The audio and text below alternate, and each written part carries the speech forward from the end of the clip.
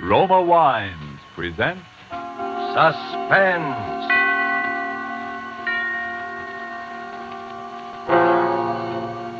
Roma Wines, made in California for enjoyment throughout the world. Salud. Your health, senor. Roma Wines toast the world. The wine for your table is Roma Wine, made in California for enjoyment throughout the world. This is the man in black here for the Roma Wine Company of Fresno, California, to introduce this weekly half hour of Suspense. Tonight in Hollywood, Roma brings you the young American actor whose sensational rise to stardom has been unparalleled in recent seasons, Mr. Alan Ladd. The suspense play which stars Alan Ladd and which is produced and directed by William Spear is called The One-Way Ride to Nowhere. So with this play, and with the performance of Mr. Ladd as an adventurous young man named Tom Dwyer, Roma Wines again hope to keep you in suspense.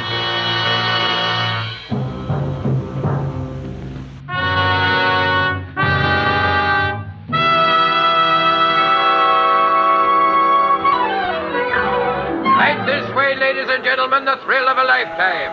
It's safe and sensational, and the price is only a dime. A dime, 10 cents for the fastest and the fanciest ride in Ocean City. It's not a roller coaster, ladies and gentlemen. It's an experience. We give you the breathtaking dip over Moonlight Bay. We give you the Tunnel of Love. And it's the longest and highest and the very finest scenic railway in the world. How many good looking? 2 tickets. 2 it is. Now, listen, Tom, is this really necessary? What's the matter with you? Come on, you scared? Well, I just don't like these things, that's all. I never have. Don't be silly. It's no worse than riding to a stick-up in a prowl car. Yeah? Well, I never liked that either. Go on, get in. Oh, no, not in the last seat. That is definitely out. Okay. So we'll ride in the last seat the next time when you're over your stage fright. You'll ride in the last seat the next time. For me, this is strictly a one-shot proposition, and don't expect anything different. Your safety belt, Mac. Everybody got their safety belt buckled? Okay, folks, you're on.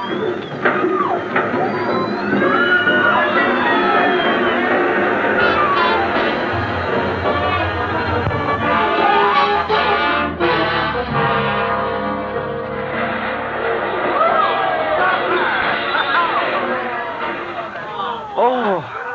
Hey, Tom, are we still alive? Well, can't you tell? All right, folks, who's going to ride again? What do you say, Benny? Want to try it again? Are you crazy? Come on. It'll do you good. Don't tell me. This thing is a menace to health and sanity.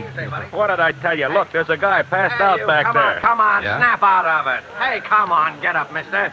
Hey, somebody give me a hand with this guy. Here. Come here, I'll help you. All right, you get his legs. I'll take his head. Oh, I don't know why guys ride this thing if they're going to pull a fade out. Uh-oh. This guy didn't pull any fade out. Yeah, well, he ain't exactly the life of the party. You're right there, pal. He's dead. He's what? He's dead. Holy gee. Hey, well, I better call a boss. All right, folks. You'll just have to step outside the gates, please. I'm sorry, there's been a little accident here. Everybody out, please. Go on, everybody out. What's the matter, Johnny? Guy passed out. Man there says he's dead. Oh, Frank. Every season it's something. Please, folks, outside the gate, Yeah, please. go on. All right, stand back there. Stand back, everybody. What's the matter, Terry? That guy just died on us. Yeah, how come? I don't know. This man here looked a moving. How do you know he's dead? You a doctor? No, officer, but it's not too hard to tell. Where is he? Back in the last seat. Come on, keep the mob outside, will you, Terry? Sure. Come on, break it up now, will you? Break it up.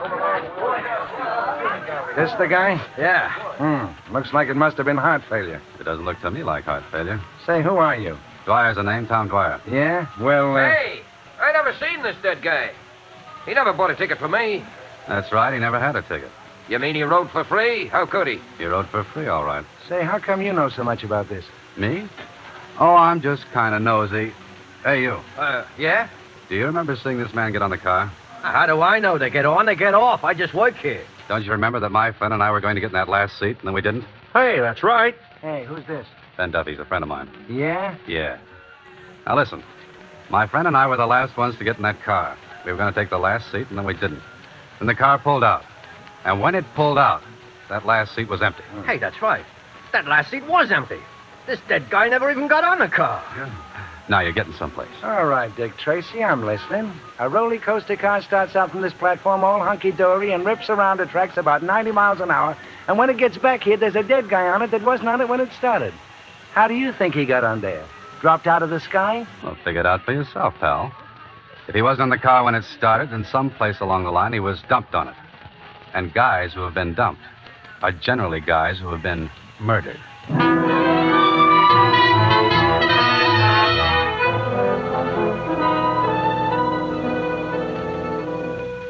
Murder is a rude and terrible customer, always. But seldom indeed has this unwelcome guest intruded more incongruously than on this particular evening when he chose to be the extra passenger on a roller coaster ride. Alan Ladd is our star of suspense in Robert L. Richards' story, The One-Way Ride to Nowhere.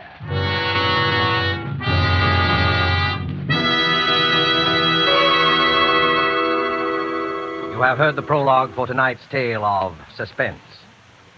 Before we return to Ocean City, the scene of our drama, let's take you for a moment to a pleasant spot to the south. Where are we now? Along the Caribbean, looking into a smart cafe. Capitan! Capitan! Si, senor. You have a fine port wine? I should like something special. Perhaps you, Si, senor. Imported from California. A wine excellent. Roma, California port.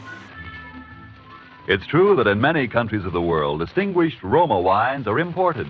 Red wines, white wines, dessert wines, sparkling wines. Prized and enjoyed by wine lovers of these countries as rare delights. In many parts of the world, it's been discovered that our own California's sun and soil, plus the skill of Roma's vintners, are to be thanked for some of the truly fine wines. Yet to Americans, Roma wines cost little, for we pay no excessive import duty or shipping costs. Yes, you can serve Roma wines often and proudly to your most knowing, most critical guests. For Roma wine is America's largest selling wine. And at only a few cents a glass, why not let Roma wines add their delight to your family meals and your family's enjoyment? Buy wine tomorrow and specify Roma, R-O-M-A, made in California for enjoyment throughout the world. And now it is with pleasure that Roma Wines bring back to our soundstage Mr. Alan Ladd in The One-Way Ride to Nowhere, a tale well calculated to keep you in suspense.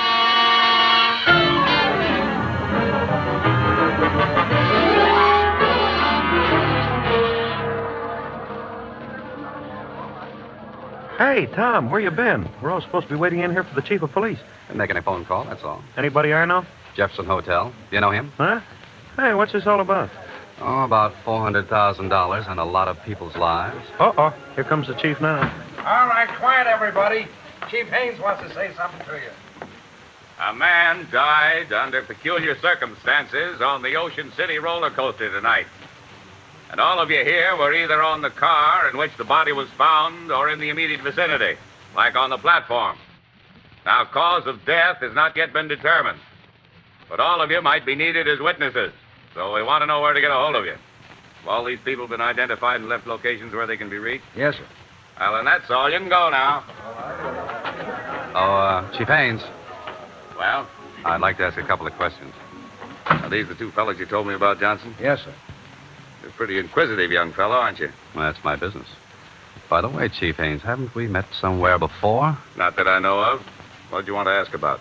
Well, for one thing, you said just now that the cause of death had not yet been determined. That's right. The man was blue in the face and apoplectic, but there were no marks of violence on the body. The coroner's working on it now. Maybe the coroner should look at the man's neck. At what? At his neck.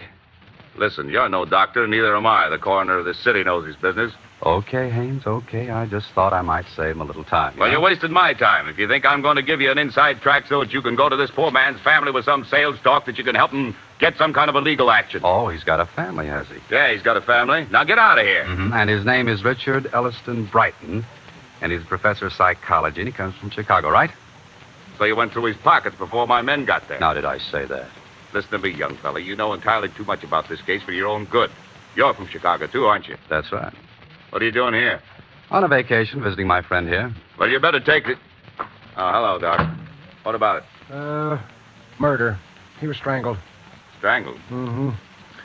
We got a good look at him. We found a thin red mark around his neck. He was strangled with something like picture wire. Now, isn't that a funny way for a middle-aged professor to be knocked off? Yeah, funny way for anybody to be knocked off. And isn't it a funny thing for a professor of psychology with a family and all to be way out here all alone, so far from home, hanging around an amusement park? No funnier than what you're doing, hanging around here. And that's quite a coincidence, by the way, Mr. Tom Dwyer of Chicago. Chicago's a big place, Chief Ames. Lots of people live there. Say, Chief, while I think of it, here's the stuff we took out of his pockets. Nothing much, wallet and a few things, and... oop, dropped something there. I got it. Hand that over, Dwyer. Well. A souvenir postcard. Sheila Kennedy, Ocean City. Hey, she's quite a cutie, too. I said hand it over. It's material evidence. Sure. Here you are. One of the local tent show girls, I take it? Know anything about her, Chief? Now, listen, Dwyer. I got enough on you already to hold you on suspicion. Take my advice and keep your nose out of this. Come on, Tom. This isn't doing you any good. Yeah, that's right, Ben. And anyway, we got a date with a lady.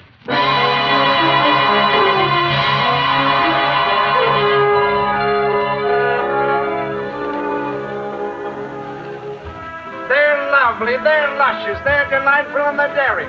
The most gorgeous girls. Hey, Bud, can we go in now? Yeah, what did she say? What's that?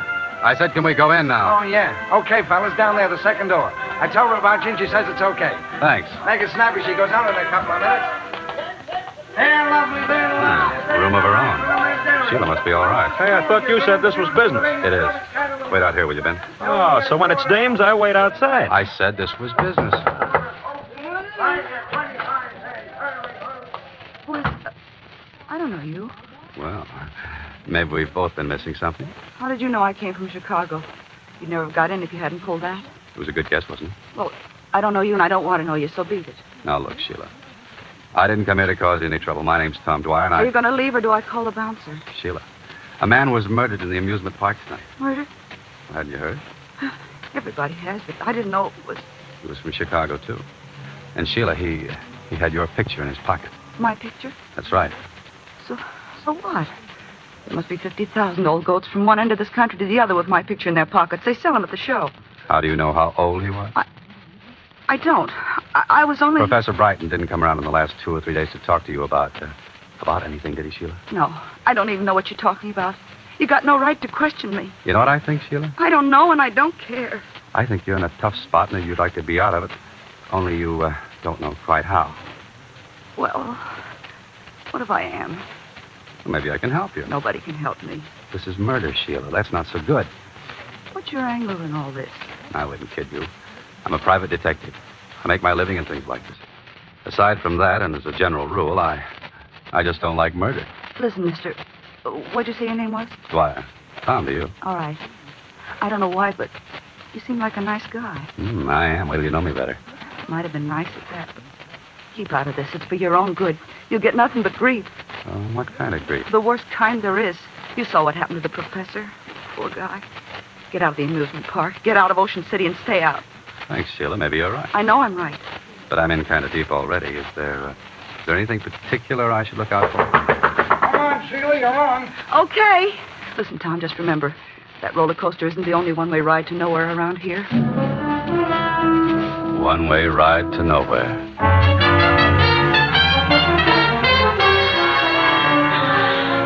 Here you are, 10 for 25, Dina. Who's next? 10 for 25. Yeah, what did she mean by that? It was a tip-off, Ben. Maybe? Red hot, they're all hot. Get the red hot. Yeah. One-way ride to nowhere. That's what the professor got all right for free, but how? He was dumped on. I still say how. Well, that little problem doesn't bother me, but... The one and only, the bulletproof Hey, listen. automobile Huh? that took 3 men on a Did you hear that? one-way ride Yeah. to nowhere. Step right One-way in, ride ladies and to gentlemen. nowhere. Our Come on. show is about to begin. Hey, I think it's around there to the right. Yeah. Bulletproof automobile. Huh? Where? That tent show next to the roller coaster. Take it easy now. Okay, but And you worry me sometimes. Did you know this thing was here? well, it wasn't here last week. How am I supposed to know what you want? If you tell a guy something once in a while, it wouldn't... Suppose you never heard of Wires McGuire either. No? Skip it. This guy's going into his routine again. Ladies and gentlemen, step right up.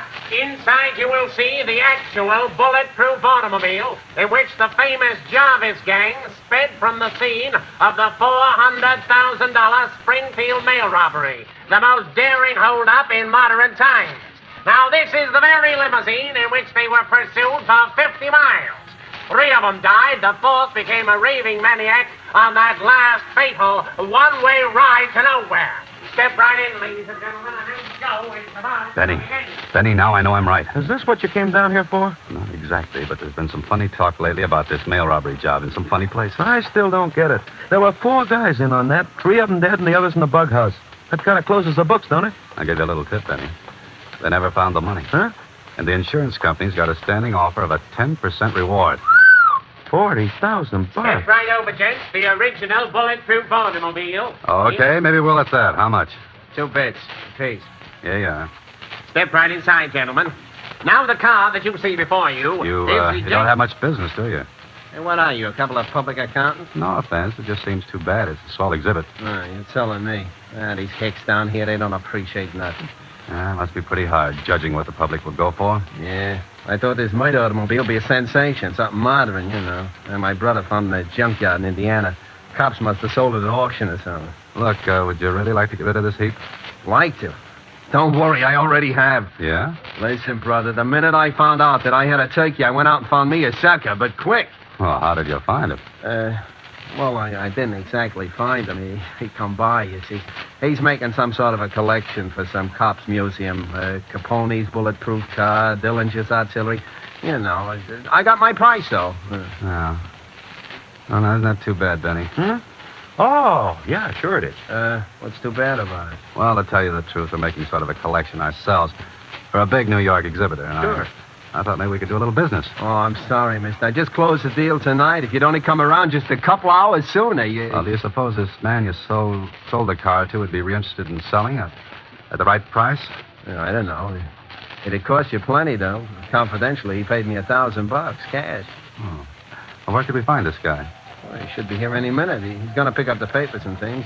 Hey, you want to come out and back and wait from there? I was just going to knock off anyway. Well, thanks. You know, I had a hunch maybe I should have held on. How's a guy supposed to know in this crazy business? Here you are. Well, quite a cozy little place you got here. That's all right.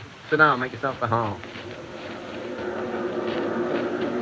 Hey, what's that? Huh? Oh, them roller coasters. The tunnel goes right under the floor here. It's enough to drive you nuts. Yeah, I can imagine. That door over there must open up right where the tunnel comes out, huh? Yeah, I guess it does at that. I never looked. It's all nailed up. Hey, there used to be another wing on this building in the old days, wasn't there? That was a door to it. It might have been. Yeah, I guess it was. Say, does this Mr. The guy I sold the car to, McGuire. McGuire. Yeah. Oh, does he have a sort of a business manager with him or anybody like that? Well, he's had a couple of guys with him once in a while. I really didn't pay no attention. I suppose he's been hanging around here fairly steady the last few days, huh? Well, in and out, you know. You ought to be here any minute. Oh, here he is now. Yet I don't. Hello, Mr. McGuire. We was just talking about you. Yeah? Who was? Me and these 2 gentlemen. They wanted to see you about... Was this the guy that came to see you, Sheila? I don't know. Sure I am, Sheila. Come on, tell him. Well, I guess that's him. Okay. You can run along to the hotel, honey. Ed, listen, please Do don't. like I tell you. Harry, you stay here with me. Okay, Ed. I got all your papers and things, Mr. McGuire. Everything's here in this envelope. Thanks. Now, what you 2 fellas want to see me about? Just a little business proposition. My name's Tom Dwyer, and this is Ben Duffy. Hiya, Mr. Ed McGuire. McGuire. Pleased to meet you. You can beat it now, Ferreira. We'll take care of everything. Okay. Well, so long. So long. Watch the door, Harry. Now, what's your proposition? Well, I understand you bought Ferrara's car. That's right.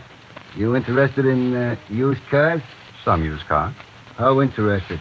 Enough to make an offer. Your friend here in on the deal? No, he just came along for the ride. Well, I got a partner. Well, where do we find him? We don't. He'd have to come here. And we'd have to send somebody after him. Somebody like your friend. Okay. Now, listen, Tom, I don't... What's his name, and how does my friend find him? Name is Johnson. George Johnson. He's at 2854 Drexel Boulevard. Just tell him I sent you. Tom, I don't think I ought to leave. Take it easy, then. And while you're out, I wish you'd do something for me. First. What? Pick up my mail. It won't be out of your way. Your mail? Yeah, that's right. Do that first.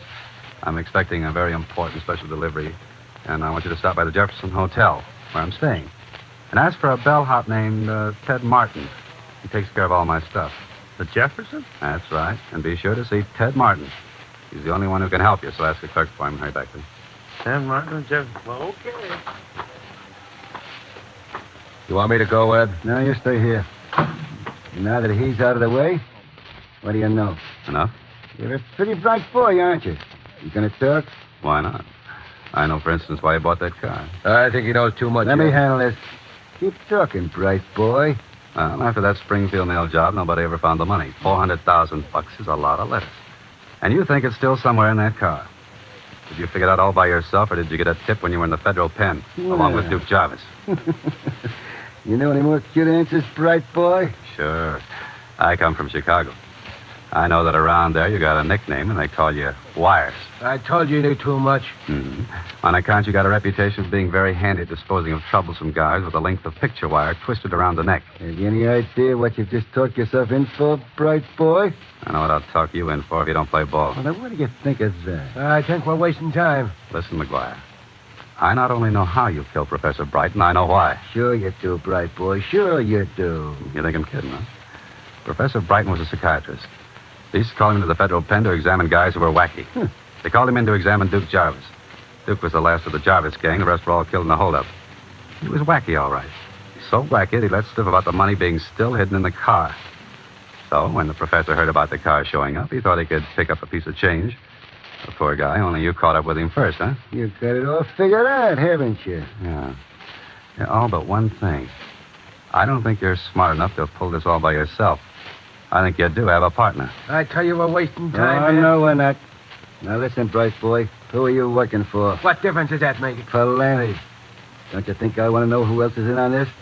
What do you say, bright boy? There's nobody. I'm working alone. Cover him, Harry. Okay. You'd better talk, bright boy. There's nothing to say. Who else knows about this? Nobody. Oh, this ain't gonna do your face any good, bright boy. Talk. Go to. Talk.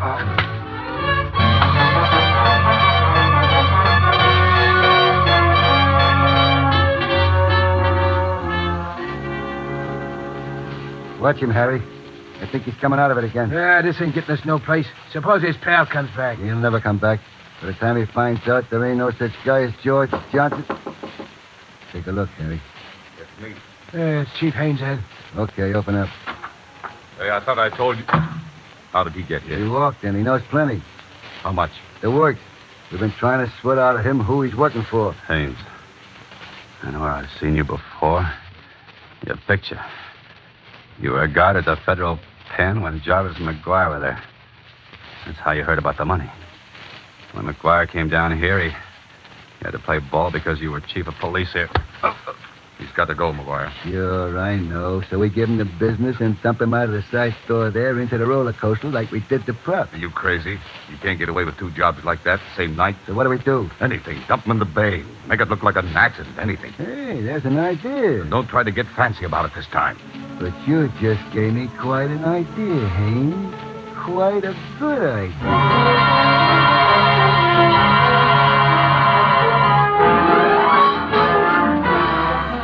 The fastest and the fanciest roller coaster landing over. Keep that hat down over his face and hold him up straight. Yeah, I got him. What seat do we want? What's the difference? Car's almost empty anyway. Get him in. Take the middle one. All right. Buckle your safety belts. Keep that belt loose. Okay, everybody, you're off. Here we go.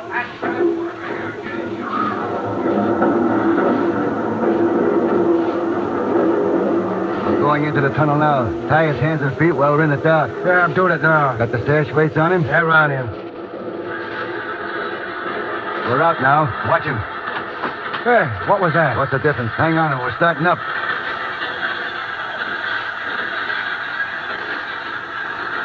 We're coming to the top. You know what to do, Harry? Yeah. When you hit the bottom of the dip over the bay. Okay. I'll yell, and we both heave together. He'll go down into that bay and sink like a... Okay, McGuire, put up your hands, both of you. Put them up.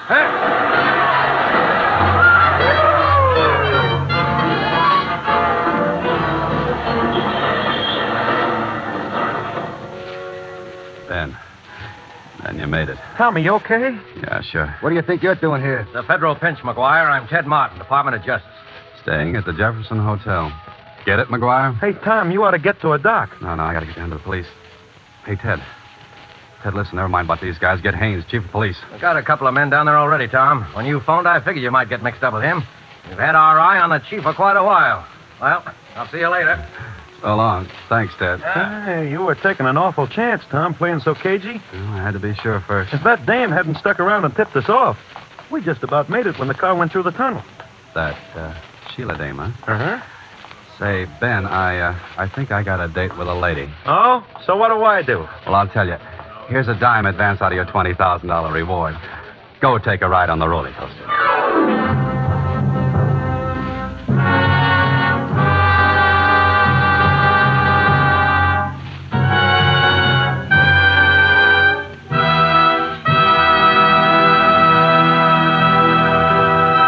And so closes The One-Way Ride to Nowhere, starring Alan Ladd. Tonight's tale of suspense. In just a moment, we'll hear again from Mr. Ladd. First, though, may I pass along this thought. Spotted about the globe, wherever wine grapes grow, there are a few wineries whose products are made for world enjoyment. Among such wineries, right here in California, are those of Roma. And we who live in America have the pleasure of enjoying Roma wine at exceptionally low cost. For we buy it free of duty and free of excessive shipping costs. Try, for instance, Roma California Sherry. Here is the queen of appetizer wines. And not only that, a wine so delicious, it is suitable to serve at any time, cool or chilled. But no matter what your preference may be, you will find a Roma wine costing far less than you would expect to pay for such distinguished wine. So, if you have not already tried Roma wines, tomorrow make your first purchase. Select the type of wine you love best. Then you, too, will know why Roma wines have a universal appeal. Why they are America's largest selling wine. But remember, before you buy wine, buy war bonds and stamps. This is Alan Ladd. I can't tell you how I enjoyed working on Suspense this evening. And next week, I know you'll want to be listening, as I certainly will, to Lucille Ball and a very exciting story called Dime a Dance. Good night. Thank you, Mr. Ladd. Alan Ladd is currently working in the Paramount picture And Now Tomorrow. Don't forget, then, next Thursday, same time, for Lucille Ball in Suspense. Presented by Roma Wine. R-O-M-A. Made in California for enjoyment throughout the world.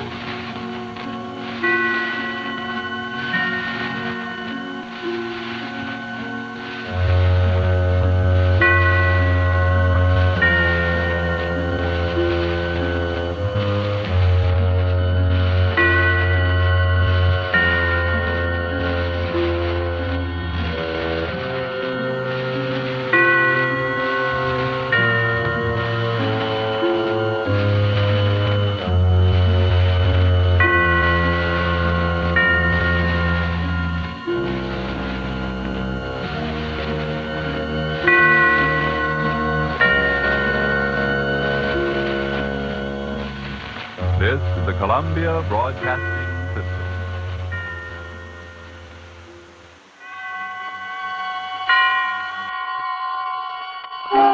Suspense.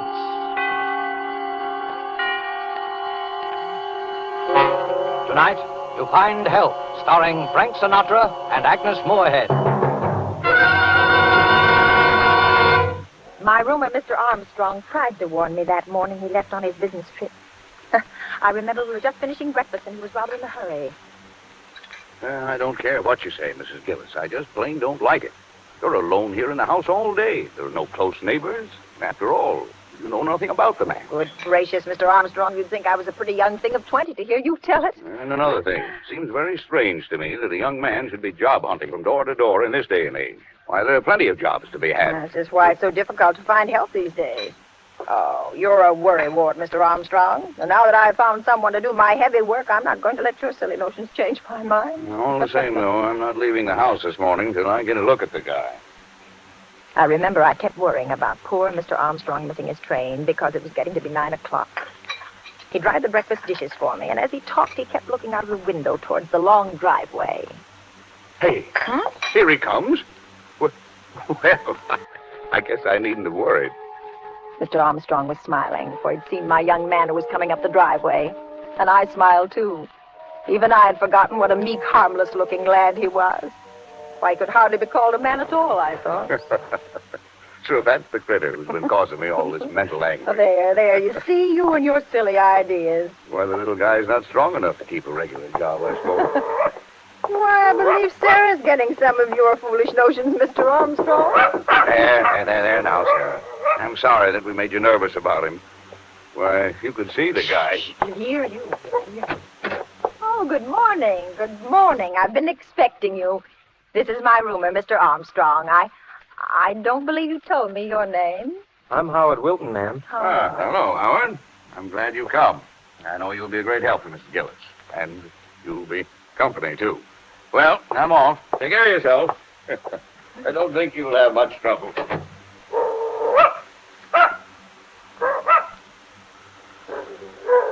I don't believe your dog likes me, Mrs. Gillis. Yes, of course she does, but she's just getting a little old and peevish. Oh, Come along now, Howard, and I'll show you where to hang your coat. yes. Oh, yes. I always hang my coat up. He followed me into the closet storeroom at the back of the house. Then I handed him a clothes hanger and a rough, heavy apron, which I kept for cleaning help. Is this apron clean, Mrs. Gillis? What? Of course it's clean. No one's worn it since it was laundered last. But there are spots on it. See? Spot? Look here. Let me look at it. Oh, well, that's paint. No dirt and dried paint. If you don't mind, I'd rather not wear it. Well, what do you wear then? You didn't bring out the clothes, did you? I'm a neat worker, Mrs. Gillis. You needn't worry about my clothes. No. I turned, and the light hitting his face from the small window made him look so different. I was startled for a moment, and then I thought, why, you're a silly old woman, Mrs. Gillis. And then I smiled. Are you laughing at me, Mrs. Gillis? Oh, I know. I was laughing at myself. Come along. Let's get started now. He'd only been at the den floor a short time when I heard him walk back to the closet storeroom. Can I help you, son? I'm going after my coat, Mrs. Gillis. I don't like it being out there in the storeroom. It's a breeding place for moths, you know. Oh, now, son, it takes longer than that for moths to do any damage. Perhaps you won't think it's quite so amusing when I tell you that it's my best and only coat. Oh, I didn't mean to hurt your feelings, Howard. Where would you like to put it? In the kitchen, perhaps? No, the cooking fumes wouldn't be good for it. I'll take it right in the den with me. That is, if you don't mind. Oh, go right ahead, Howard. If you don't mind. Suddenly, I was thankful that there was a phone. He was such a peculiar boy. I wasn't really alarmed. Not then, I wasn't. Still, it was good to know the phone was there. And that old Sarah was still in the breakfast room asleep.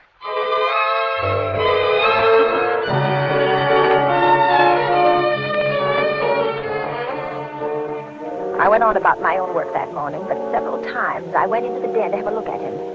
He wasn't doing much, I could see that. He seemed to keep polishing one small square in the corner of the room. Is there anything you need, Howard? Howard?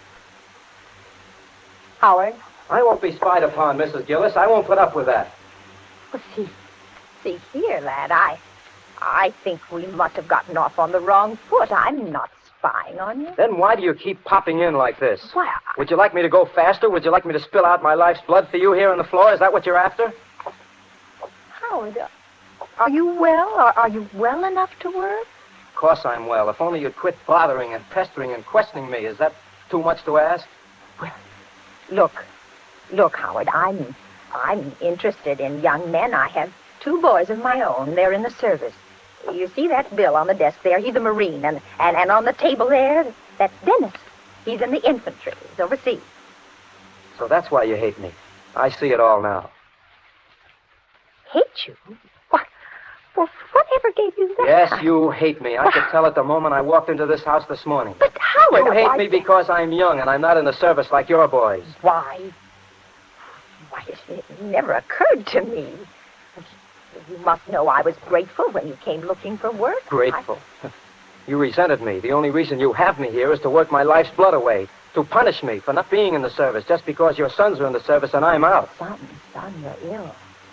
Let's put the work away now, and I'll make you a cup of tea. Oh, so you don't want me to do the job, is that it? You're like the Army. There was a job to be done and they wouldn't let me in. Now you'd like to stop me in the middle of this. I only want you to do whatever will make you feel better. Well, leave me alone then. Yes, Mrs. Gillis. Yes? I'll tell you why I'm not in the Army. if you insist. I don't insist at all, Howard. If you must know, I'll tell you. They said there was something wrong with my mind. Yes, I just thought maybe you'd like to know, Mrs. Gillis. They said there was something wrong with my mind.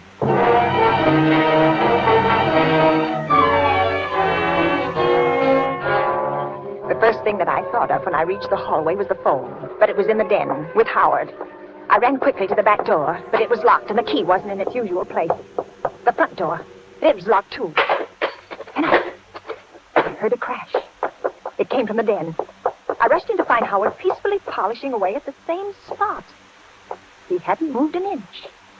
He didn't look up at me. Then I saw the phone which had fallen to the floor beside him. But it hadn't just fallen. The wires had been torn out of the wall. The phone, Mrs. Gillis, it fell. But the wires, I suppose you think I ruined your phone. the wires. That happened when it fell to the floor. It couldn't have. That happened when it fell to the floor. But it couldn't have. I don't suppose you'll be able to use it anymore, Mrs. Gillis. Not for a while, anyway. No, I don't suppose I will. Sarah! Here, Sarah! Here, Sarah! Mrs. Gillis, Yes? you looking for your dog? Yes, I haven't seen her all morning. She was in the breakfast room. Well, she's not there any longer. Yes, I know. Where is she, Howard? Where is she? Yes, where is she? She's gone. Gone? If you've harmed her... She didn't like me, you know. See here, I've put up with enough, you know. You tell me where my dog is. Or what, Mrs. Gillis? You'll do what, Mrs. Gillis? Sarah, What will you do? Sarah! She's gone, Mrs. Gillis. I told you that. You've harmed my dog. Have I? You've killed her. Oh, poor old Sarah who never hurt a thing. She would have hurt me. You're bad, Howard. You're wicked. You're wicked. You're a coward. I'm not You're a coward, Mrs. Gillis. Yes, you are. Cowards are afraid to kill. Only a coward would kill a poor old dog. Well, if I were a coward, I'd be afraid of you, and I'm not afraid of you. Now, you let me out of here. Let me out. I have strong hands, Mrs. Gillis. My fingers are like steel. I've never harmed you. No, and Sarah didn't either, but she would have if I hadn't harmed her Let first. me out of here. You're getting Let very me out. noisy, Mrs. Gillis. Perhaps if I locked you in this closet, you'd calm down a bit. Howard! Howard!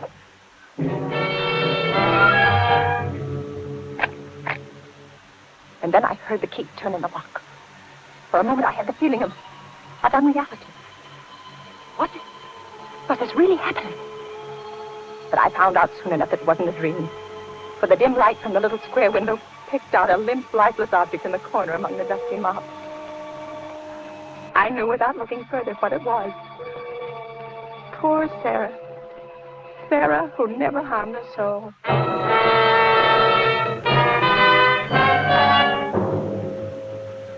I don't know how long it kept me there. I could hear him moving about the house, but he finally came back. He spoke to me through the door. Have you calmed down, Mrs. Gillis? Yes, Howard. Yes. Let me out. Why? Well, because it's warm in here. Because I want to get out. You were looking for your dog, weren't you? But never mind about that, Howard. Just let me out. You know, Mrs. Gillis, if I kept you in there, you wouldn't be able to spy on me ever again. I won't spy on you, Howard. Please let me out. Do you know what I've been doing, Mrs. Gillis? No. I've been doing your den floors, just like you asked me to.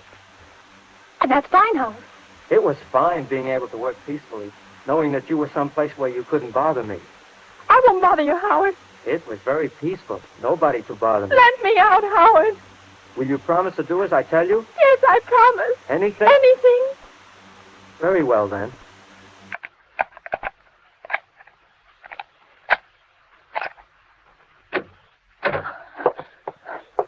Now, no tricks. No. Feel my hands, Mrs. Gillis. He held them out before him. They were thin, weird-looking hands. Then he turned them over slowly, and he looked down at them. Are they nice hands, Mrs. Gillis? Yes. Yes, they're nice hands. But you haven't felt them. I knew better than to argue, and I forced myself to take hold of one of them. It was icy cold, and the floor wax had made it sticky. Have your sons as nice hands as these? Oh, no. No, they haven't. But they got into the Army, didn't they? I'm just as good as they are, you know. Oh, of course you are, Howard. Wouldn't you like some food, lad? You haven't eaten all day, you know. Some food would be good. Let me fix you some. Mrs. Gillis, you know, a woman I worked for once said my hands were weak. She did? Yeah, but she soon found out, however. Well, here, now, lad, I have some nice cold roast in the icebox. I taught her a lesson. And it'll only take me a minute to fix some salad. Are your son's hands strong, Mrs. Gillis? Not as strong as yours, Howard. Well, I'll set the table right away. Mrs. Gillis, feel my hands again. They're like steel, you know.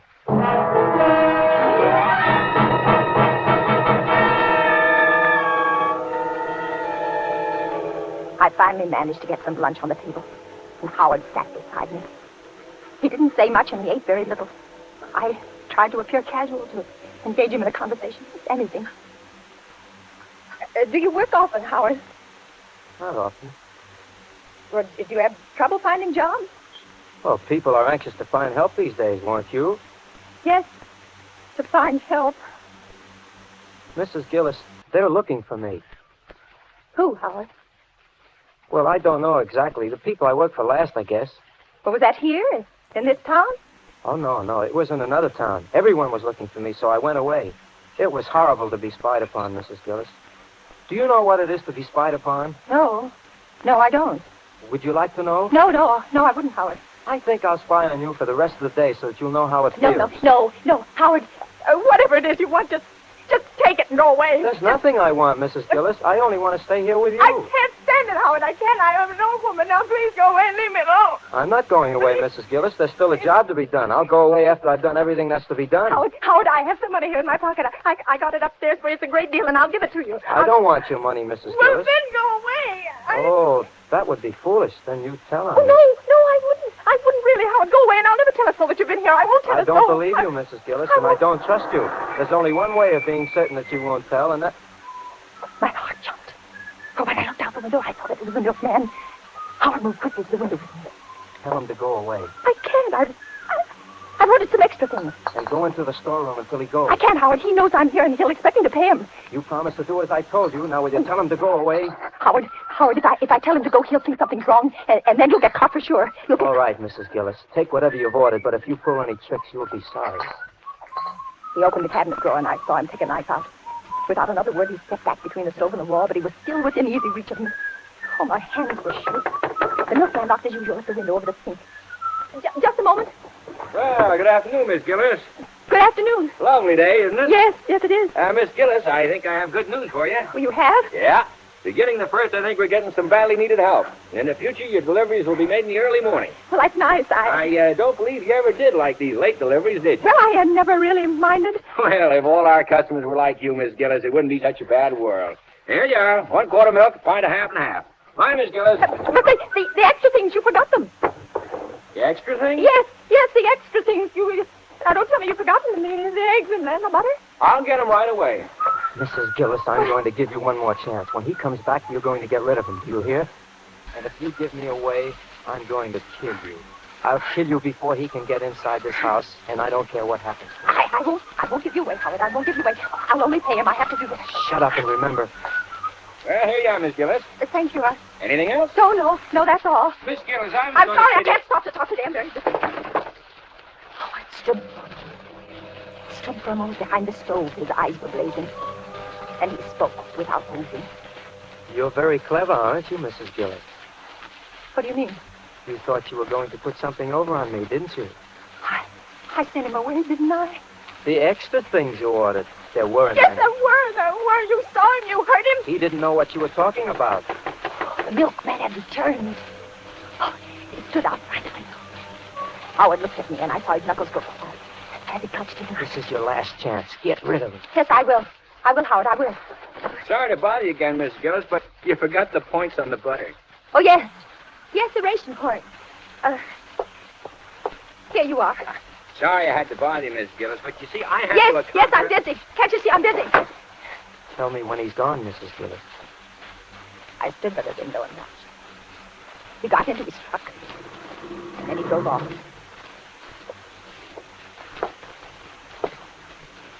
So that was your scheme, was it? So you wanted to give me away. He's gone now, Howard. You thought he'd save you, didn't you? No. No, I sent him away like you asked me. Do you know what would have happened to me? I sent him away. Do you? They would have taken me away. Howard, leave me alone. I'm going to punish you. No, Howard, I've been punished. No, you haven't. Standing very close now. And I knew he still held a knife. And suddenly, everything was black. And I slipped to the floor.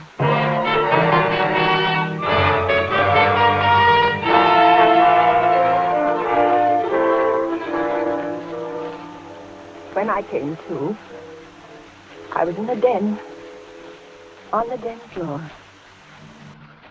My head throbbed. Then I remembered everything. I laid there for a moment and listened. Then I heard a sound. A soft, swishing sound. Suddenly, the hall clock began to strike. Why, it was 5. I'd been unconscious for longer than I'd thought. I sat up. The room had already turned dark in the late afternoon light. But I could see it now. He stood in the middle of the room. He was pushing my heavy floor polisher back and forth. Back.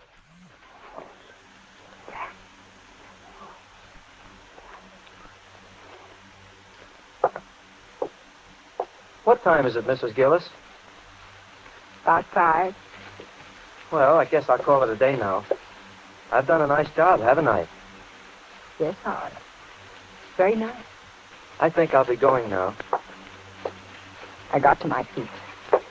He paid no attention. He picked up his coat, which he had placed over a chair when he'd taken it from the storeroom.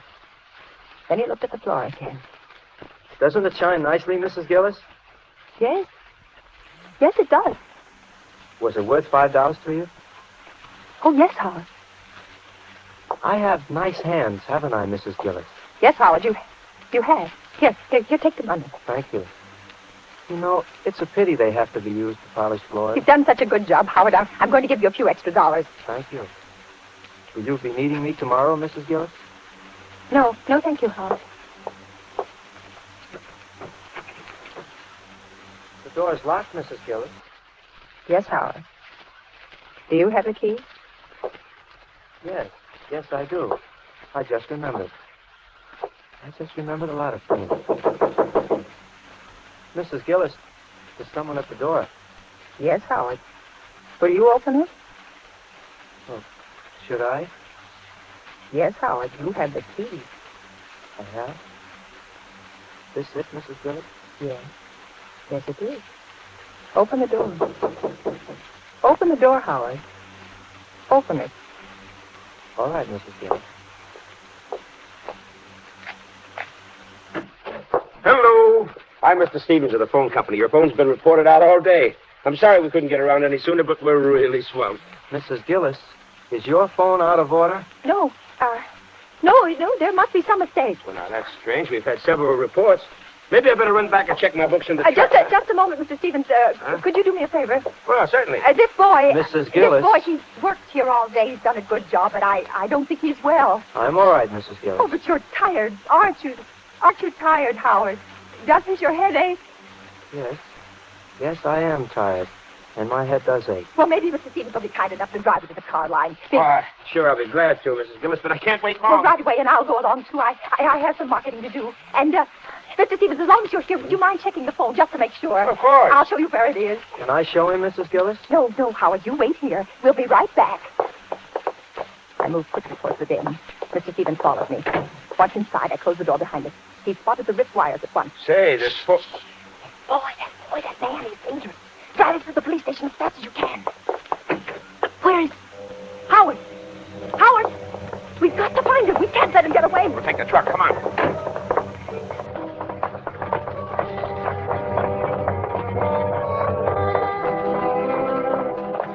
But when we reached the car, I suddenly saw him. He was sitting in the front seat with his coat folded neatly over his lap. Were you looking for me, Mrs. Gillis? Yes, Howard. Yes, I was. Are you ready to go? Yes, I'm ready.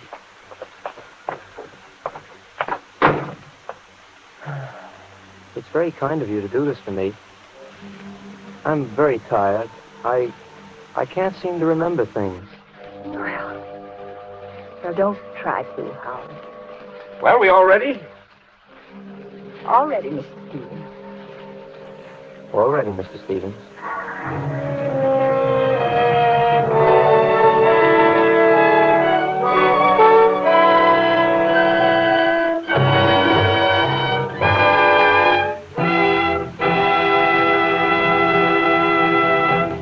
And so closes To Find Help, starring Frank Sinatra and Agnes Moorehead. Tonight's study in suspense. Suspense is produced, edited, and directed by William Spear.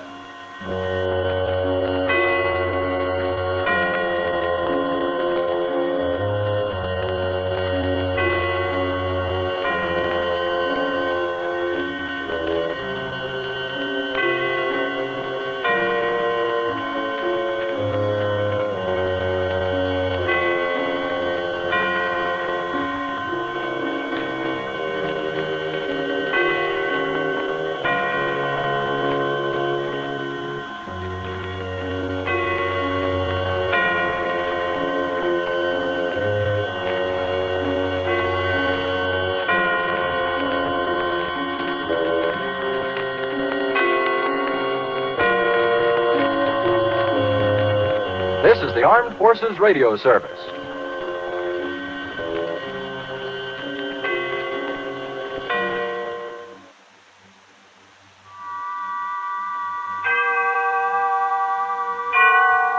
Autolite and its 96,000 dealers bring you Miss Deborah Carr in a story based on fact.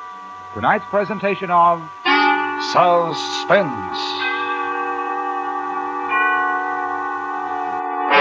Tonight, Autolite presents the story of a girl who chose a most dangerous way of making a living and bet her life on its success. A story true except for changes in names and places, which we call The Lady Pamela, starring Miss Deborah Carr.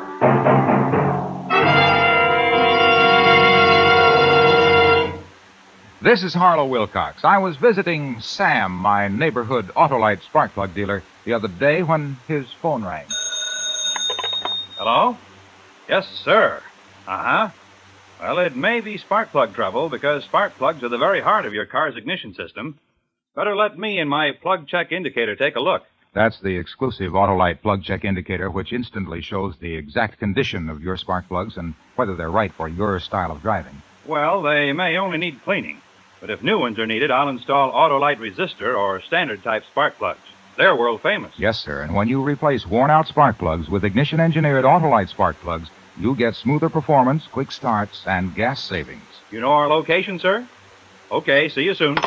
And friends, to quickly learn the location of your nearest Autolite spark plug dealer, just call Western Union by number and ask for Operator 25.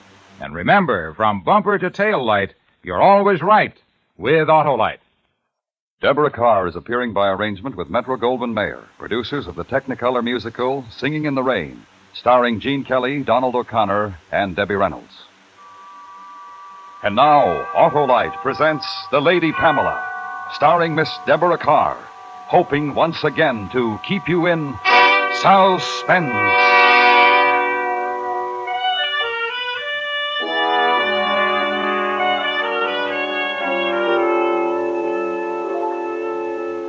Mr. Tillett, I'm afraid that I'm taking up too much of your time. Not at all, Miss Bonds. Not at all. I mean, you've shown me so many beautiful things, and I simply can't decide.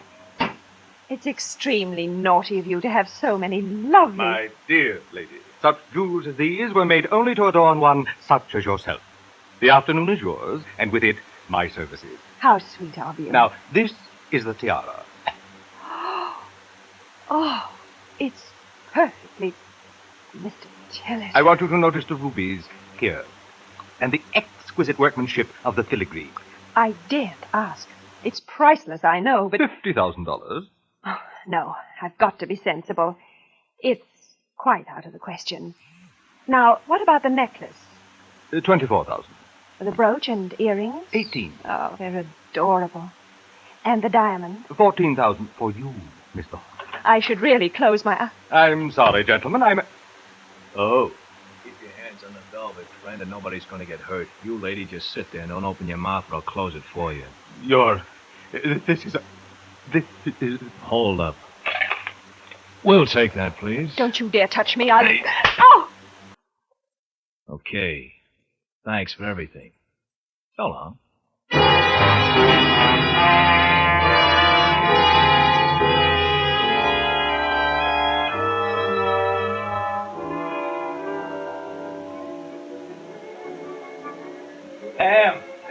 Here we are, dear.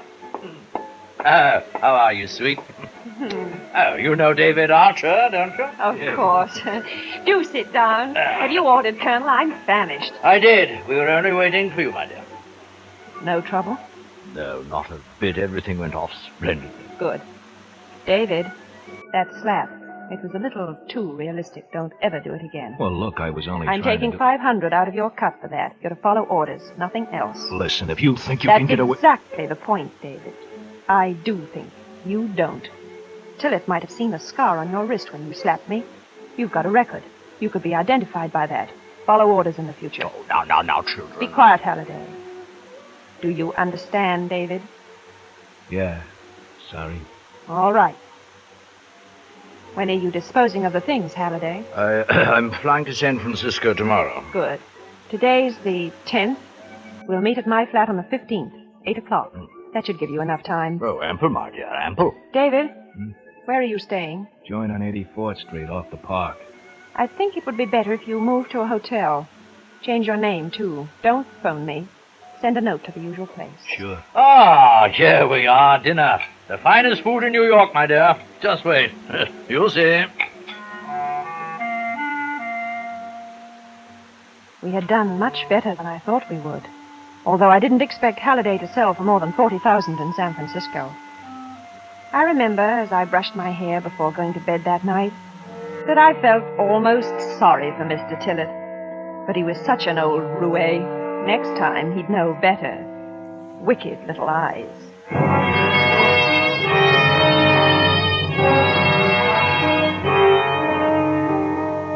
I didn't get up until 11 the next morning. It was a wonderful day, bright and clear. I was having my second cup of coffee when...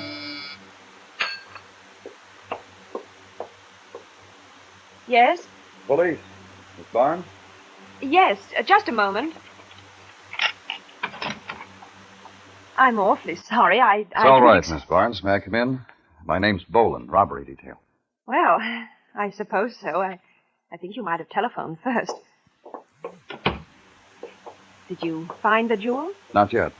I'd like to ask you a few questions. I thought I'd answered them all yesterday. No, miss. Oh. Would you like some coffee? No, thanks. Well, please sit down. You make me feel awkward. I'm sorry. Now, Mr. Boland. You know a man named Archer, Miss Barnes? David Archer? No. No, I don't think so. He was picked up this morning. We think that he was one of the men in the robbery yesterday.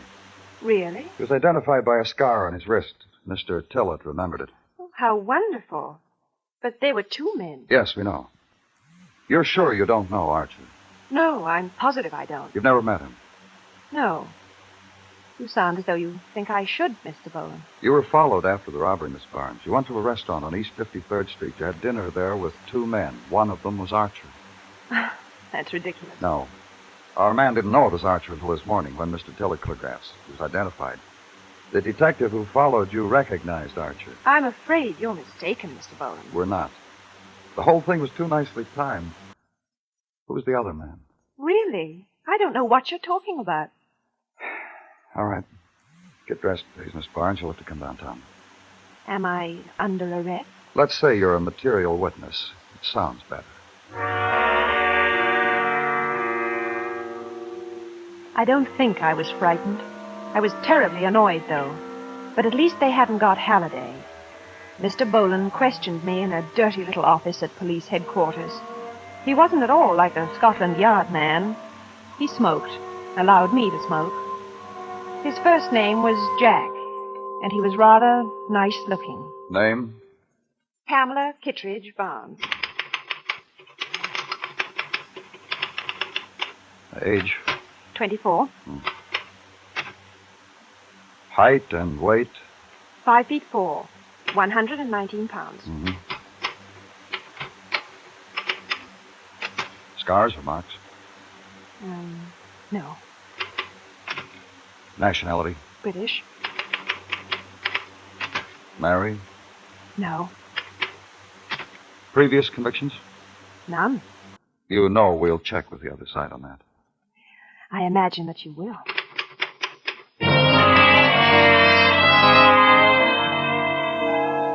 And when the questioning was finished, they released me. Perhaps Mr. Boland thought that I'd lead him to Halliday. I didn't, but I got in touch by telephone. Oh, you just caught me. I was on my way to the airport. Anything wrong? The police have arrested David. They questioned me this morning. I'm free at the moment. Oh, rotten luck. Now, look here, there's not much time. I know they'll get in touch with Scotland Yard about me. And when they do, I won't have a chance. I suppose not. A couple of men followed me from police headquarters, so I can't very well get away. But, Halliday... Yes, dear? I want to know where I can reach you. When? Later, if they put me away, so I can get my money. Well, as soon as I get back from San Francisco, I'll phone you. If something's happened, word will have got around. Now, don't worry. When you get out, the money will be here waiting for you. Where? I'll get in touch. I must dash now, darling. The plane. All the best. Halliday.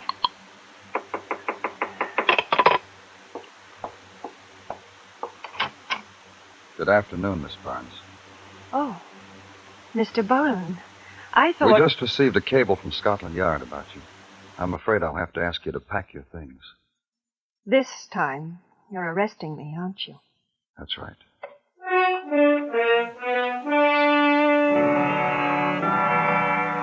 David Archer got 10 years. I spent 2 years, 9 months, and 14 days in prison. And I was nearly 27 when I went back to New York. The first thing I did was to get my hair done. Halliday hadn't been in touch with me, but I realized it might have been too dangerous. The police and the insurance company were still looking for the jewels. So I began to look for Halliday.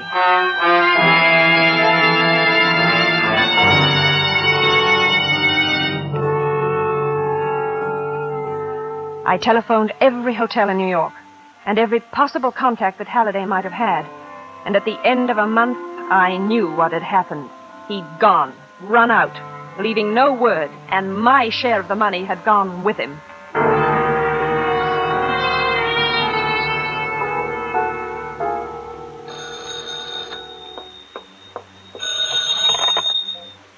Hello? Miss Barnes? Yes? My name's Robert Wiley. I'm downstairs in the bar. I'd like to come up and talk to you for a few minutes. I don't think I... No, you don't know me, but I've heard about you. Oh? Some people have been saying that you're looking for somebody. People? Yeah. They say you're looking for someone called Halliday. Do they? Listen, I'm not a cop, if that's what you mean. Can I come up? I'm not in the habit of receiving strangers in my hotel room, Mr. Wiley. If you'll wait a few minutes, I'll come down. Okay, I'll wait for you here in the bar. What'll you be wearing?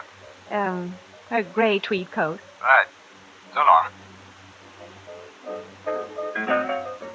Table over there, okay? Yes. You're English, aren't you? Yes. Yes, I thought so. How clever of you. You too? I was. What was it you wanted to see me about? A deal? What kind of a deal? I'll sell you Colonel Halliday. You know where he is? That's right. I haven't any money. But you will have when you find Halliday. Who told you about me? About Halliday? Halliday? I've been working for him. At least I was up until a couple of weeks ago. We didn't agree on a couple of things, and he ended up double-crossing me. How much do you want? 50-50. Partner. Too much, Mr. Wiley. Much too much. I don't think so. Halliday's a big shot now. You're going to need help. Couldn't do it without me. Did he tell you how much he got for the job? 50,000. Oh. Well, what is he? All right. Where is he? Partners? Yes. Where is he, Mr. Wiley? Of course, there's one little thing. What's that? He said if he ever saw me again, he'd kill me. Isn't that going to make it rather awkward? I mean, for you? Well, it might. Unless, well, that's where you come in. Exactly how do I come in, Mr. Wiley? Well, I thought it might be awkward for Halliday to knock me off if we get to him first. In other words, before you tell me where he is, I have to agree to help you kill him. Is that the idea? If you want your dough, that's the idea. I want my dough, Mr. Wiley. Where is he?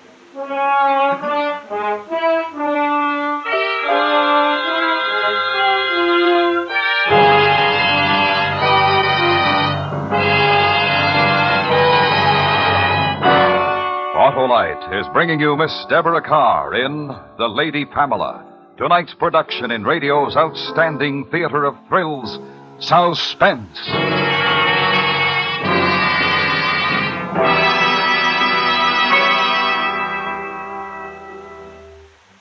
Hey, Sam, you really go for the exclusive Autolite plug check indicator, eh? Sure do, Mr. Wilcox. It's a quick, sure check on the exact condition of your car's spark plugs. I go for that plug check indicator just like drivers go for those great Autolite spark plugs. And great is right, Sam, for those ignition-engineered Autolite spark plugs are designed by the same Autolite engineers who design the coil, distributor, and all the other important parts of complete ignition systems used as original factory equipment on many leading makes of our finest cars, trucks, and tractors. And boy, that Autolite resistor-type spark plug is really something. It sure is, Sam. The new Autolite resistor type gives double life and greater gas savings as compared to spark plugs without a built-in resistor. And it's only one of a complete line of ignition-engineered Autolite spark plugs designed for every use. So have your Autolite spark plug dealer check your spark plugs soon. And remember, from bumper to tail light, you're always right with Autolite. And now, Autolite brings back to our Hollywood soundstage Miss Deborah Carr in Elliot Lewis's production of The Lady Pamela, a dramatic report well calculated to keep you in suspense.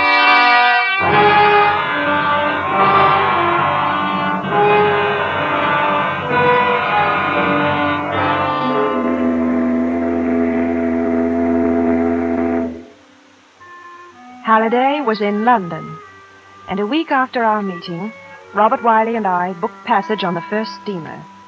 It was the second day of our departure. I remember the night, lovely and clear. Wiley had gone to buy a packet of cigarettes. I was leaning over the rail, watching the flashes of phosphorus, and the water was endless. You want to be careful leaning over the rail like that? It's beautiful. Well, I wouldn't want to be in it. Can't you swim, Mr. Wiley? Oh, listen, now let's forget that Wiley stuff. Bob, okay? Okay. How did a girl like you get mixed up with Halliday? I wasn't mixed up with him. He was mixed up with me. There's a difference, you know. He worked for you? That's right. Are you kidding? Not at all. Why should I? From what he says, you were the front girl, and he worked out the deal. The Colonel used to be an actor. I don't think he can bear second billing. Oh, you're quite a girl. And are you quite a boy? I've been told. I say, why? I know you feel that because you're a man, you have to behave like one, but don't ever do that again. I don't get I have no intention of letting you. You'd better understand this. You and I have a business arrangement. I want my money. You want to take care of the Colonel. We'll keep to that. Okay. Don't you ever relax? I relaxed for 2 years, 9 months, and 14 days in prison. I feel like working now. Do you understand? No, if that's the way you want it. It is. And if you ever try to touch me again, we are finished. 3 days later, we were in London. We found a nondescript hotel in Chelsea and lay doggo for a time. It wasn't going to be easy. The Colonel was a very top dog in black market, and we both knew that if he ever found out that Wiley was in England, there'd be trouble. It was Wiley's idea that I go to see him in his flat, but I thought an accidental meeting would be better, and so we planned it that way. I bumped into the Colonel at Piccadilly Circus. Oh, I beg your pardon. I'm so sorry. Pam, I say it is you. Colonel, I'd no idea. Jeffrey, this is marvelous. I mean, absolutely marvelous. How long have you been over here? Only a few weeks. Oh, marvelous. Oh, you're lovely as ever, lovely. Look, sure. Could we have a cocktail together? Talk over old times? Oh, I'd love to. Oh, marvelous. How about Scots? They know me there.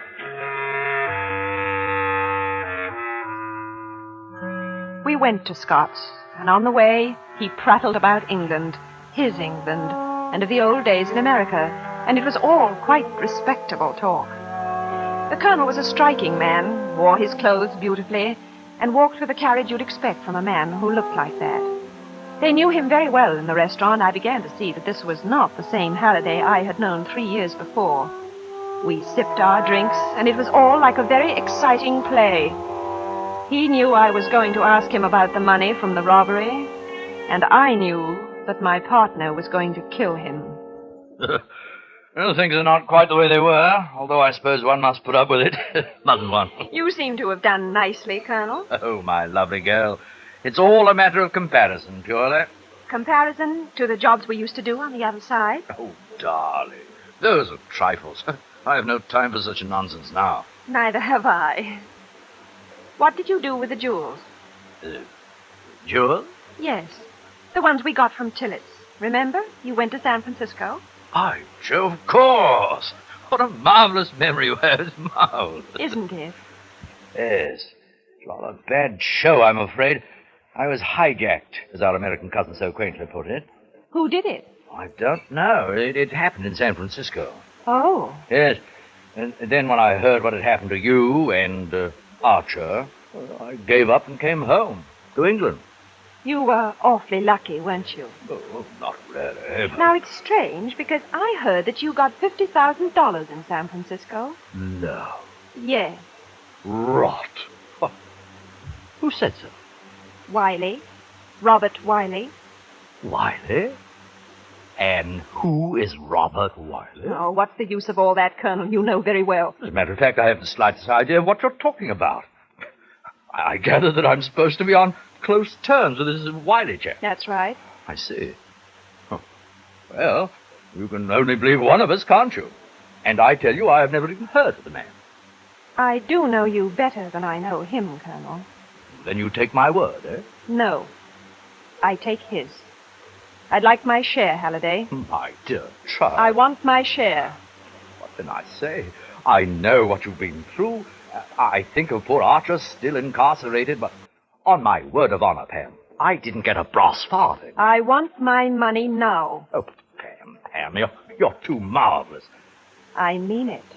Darling girl, things have changed, you know. Over here, I'm the man. I don't take orders anymore. And if I did, it wouldn't be from a woman. Certainly not from you, Pam.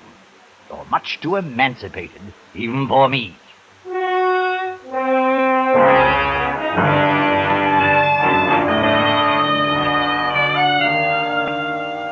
I think I would have killed him then, in Scott's.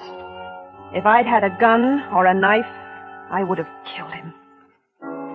And as I walked to the underground station, I did something I can never remember having done before. I cried.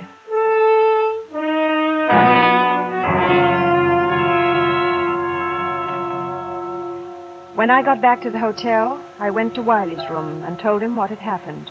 We were agreed we would have to work fast. And so that night we went to Halliday's flat. Who is it? Pam, may I speak to you for a minute? Oh, darling. Oh, Hello, Colonel. dear girl, how are you? Come in. Thanks. Oh, twice in one day. You surprised me, Pam. But then you always did. Do sit down, won't you? And your young man? Drinks? No, thank you. Well, then, what shall we talk about? You? Oh, I say, in front of this gentleman? No, you haven't introduced me, Pam. Are you kidding? I never kid. You're a rotten liar. I may be, but I should still like to know. Oh, this must be, Robert Wiley. Am I right? There's not much point to this. No. I want my money, Halliday. Of course. And what do you want, Wiley? Never mind. You know, this is almost funny, Pam. I don't know what you're up to, but I've really never seen this chap before in my life. You think she's going to believe that? Probably not. You can give me Archer's share, too. Oh, how thoughtful of you. And you'll see that he gets it, won't you? Yes. Come on, the money. Oh, yeah. Tell me, Wiley, Why did we know each other? When? What do you think you're going to do? Play me off against her? Oh, not at all. I'm just interested. Colonel, Yes, dear? when you open the safe, please be careful. Oh. A gun now, eh? Yes. Put it away. It's my job. Huh. I underestimated you, my dear. I shouldn't have done that. Well, you'll have to take it in pounds, you know. That's all right. Poor Archer. I wonder if he'll look for you when he gets out. He might. Hurry up, please. Will you tell me one thing? What? Who is this man, really? Hand it over. Why are you afraid to let me talk, Mr. Wiley? Don't you want her to find out the truth? Give me the money. Look out for him, Pam, dear. I don't know what he's been telling you, but... I'm going to tell you something now. I swore to myself that if I ever found you, I'd pay you out for what you did to me. I'd get my money and I'd pay you. I'm going to, Colonel. He wants to do it, but I owe you more. Oh, Pam. No! Pam! Oh, you silly! Give me that. I've been telling you the truth, Pam. I've never seen him in my life. Why did you have to do that? Because I wanted to. You must be crazy. Come on. You're not going anywhere. Oh, stop it. Come on. You stay right there. I've got to call the police. Police? Yes. Maybe you should have listened to him. What do you mean? I'm with International Insurance Company, New York office. We knew the jewels had been sold, but we wanted to recover as much of the money as we could. You didn't know him. No. But I knew you'd be looking for him when you got out. We wanted to get you both together. Don't. Wait a moment. What? On the boat coming over, remember? You wanted to kiss me. Uh-huh. Perhaps I've changed my mind now. I think I have, too. I don't think we'd be happy together. You're not exactly my idea of the ideal wife, you know? If I ever get out, I'm going to kill you. If you ever get out, I deserve to get killed. Hello. Scotland Yard? I want to report a murder.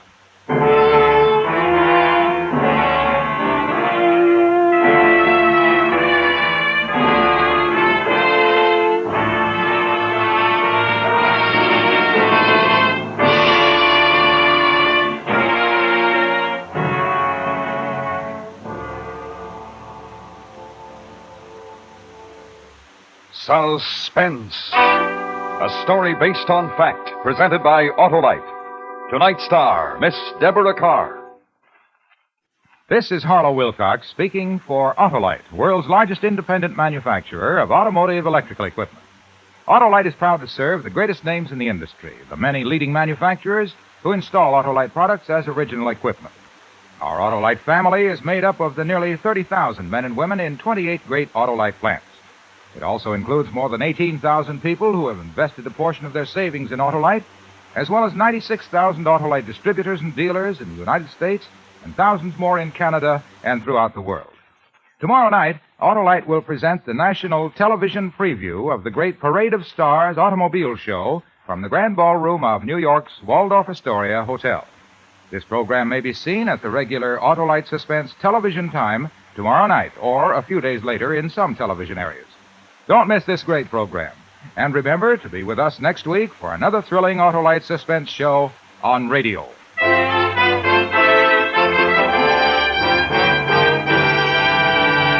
Next week on Suspense, our star will be Mr. Dan Duryea in a dramatization from your morning newspaper.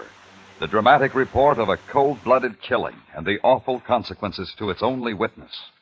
The story will be called Remember Me, and it will be heard on Suspense. The Lady Pamela was written for Suspense by Anthony Ellis. Suspense is produced and directed by Elliot Lewis, with music composed by Lucian Morowick and conducted by Lud Gluskin. In tonight's story, Ben Wright was heard as Robert Wiley and Joseph Kearns as Halliday. Featured in the cast were Peter Leeds, Larry Thor, and Ted Osborne. The Electric Autolite Company salutes the Boys Clubs of America on this first day of National Boys Club Week. Boys Clubs serve the boy, the community, and the nation. An investment in boys is an investment in America's future. This is the CBS Radio Network.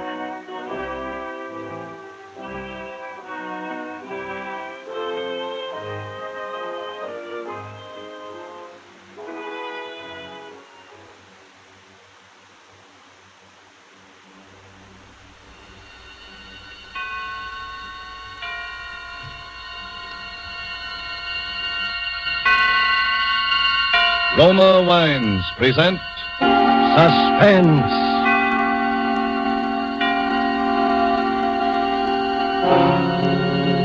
Roma Wines, made in California for enjoyment throughout the world. Salud. Your health, senor. Roma Wines toast the world. The wine for your table is Roma Wine, made in California for enjoyment throughout the world.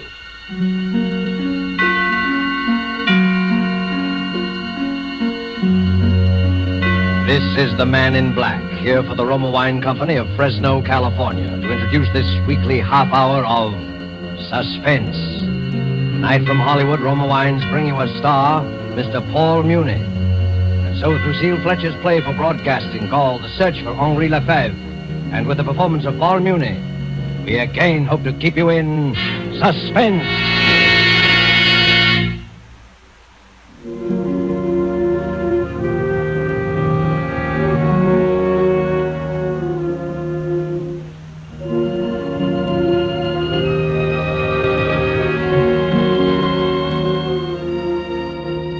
Just set down the last note on paper.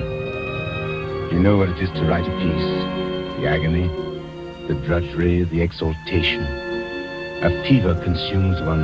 Hours melt away at the piano. Time, people mean nothing. The world revolves around this rocking song, this tender magic. A heavenly feeling comes into your heart and nestles there. So it was with this music. I had just set down the last note on paper. I was happy and weary and full of peace. I lay down on the sofa to relax before Suzette brought my supper. There's a radio near the couch. That night I turned it on.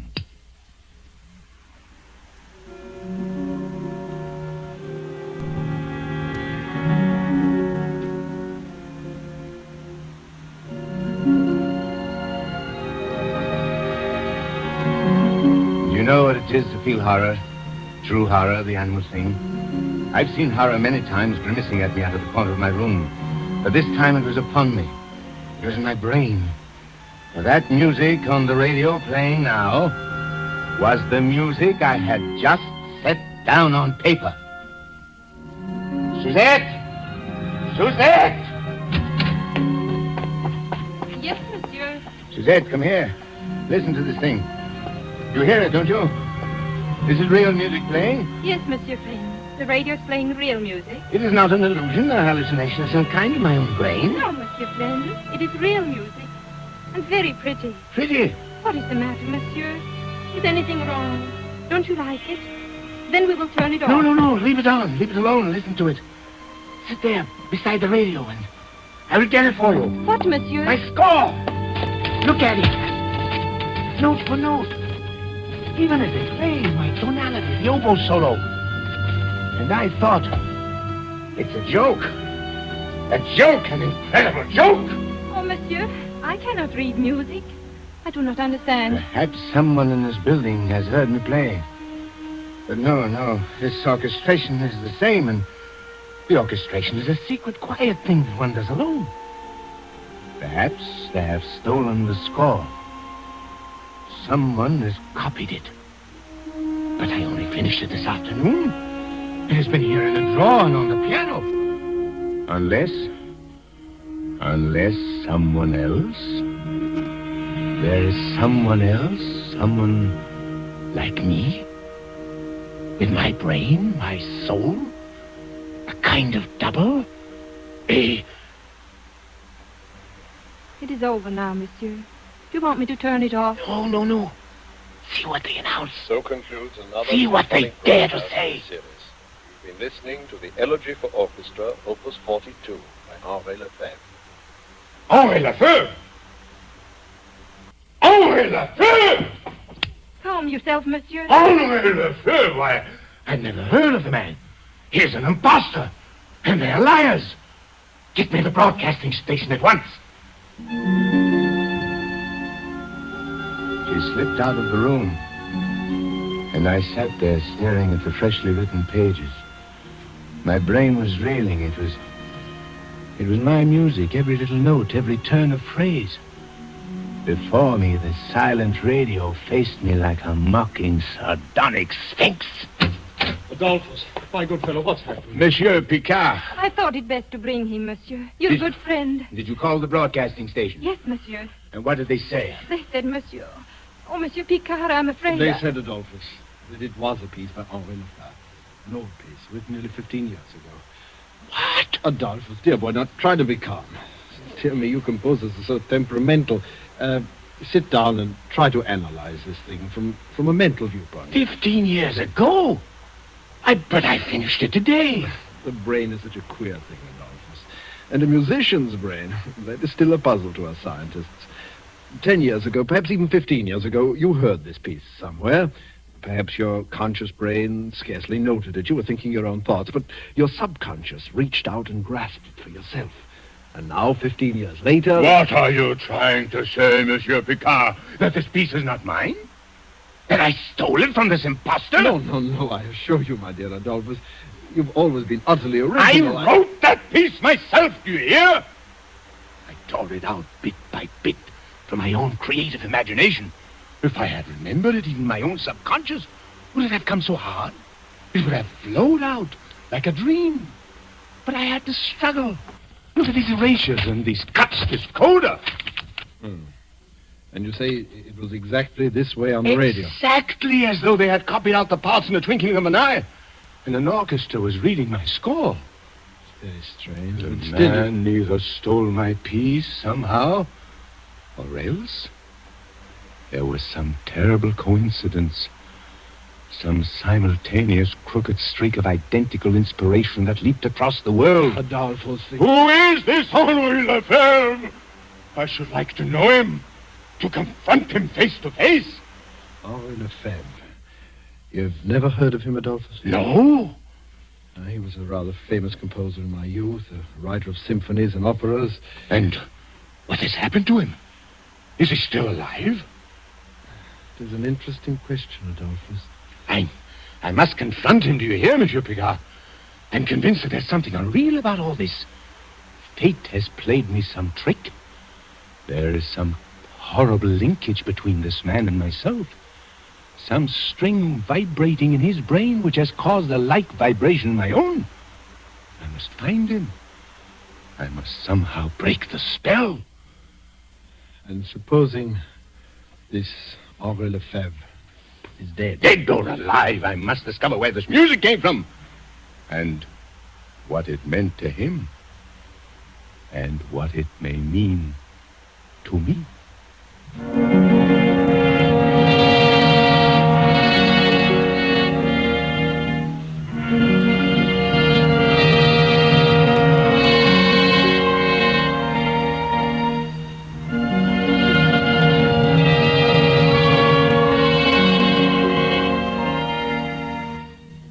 Tonight, Roma Wines are bringing you as star Mr. Paul Muni, whom you've heard in the prologue to The Search for Henri LeFevre, tonight's study in suspense.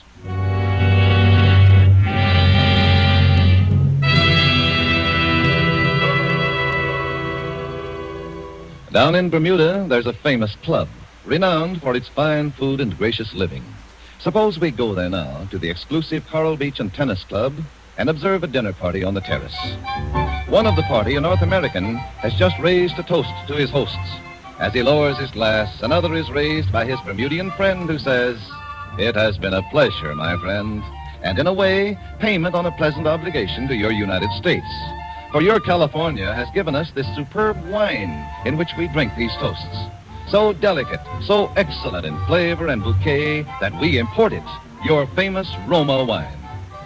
Yes, that is true, for in Roma wines you will find the uniform qualities which make a wine truly magnificent. A delicacy so delightful, many foreign lands know Roma wines as an expensive special occasion treat. But for millions of Americans, Roma wines have long been a daily pleasure for greater enjoyment of meals, for delighting their guests. A pleasure which costs you only pennies a glass. For you do not pay high import duties nor expensive shipping charges to enjoy this delicacy, which brings you a combination of old-world winemaking skill plus Roma's modern testing and quality controls. No wonder, then, that Roma wines are America's largest-selling wines. Ask for R-O-M-A, Roma wines, made in California for enjoyment throughout the world. And now it is with pleasure that we bring back to our soundstage our star, Paul Muni, in the search for Henri LeFevre, a tale well calculated to keep you in suspense.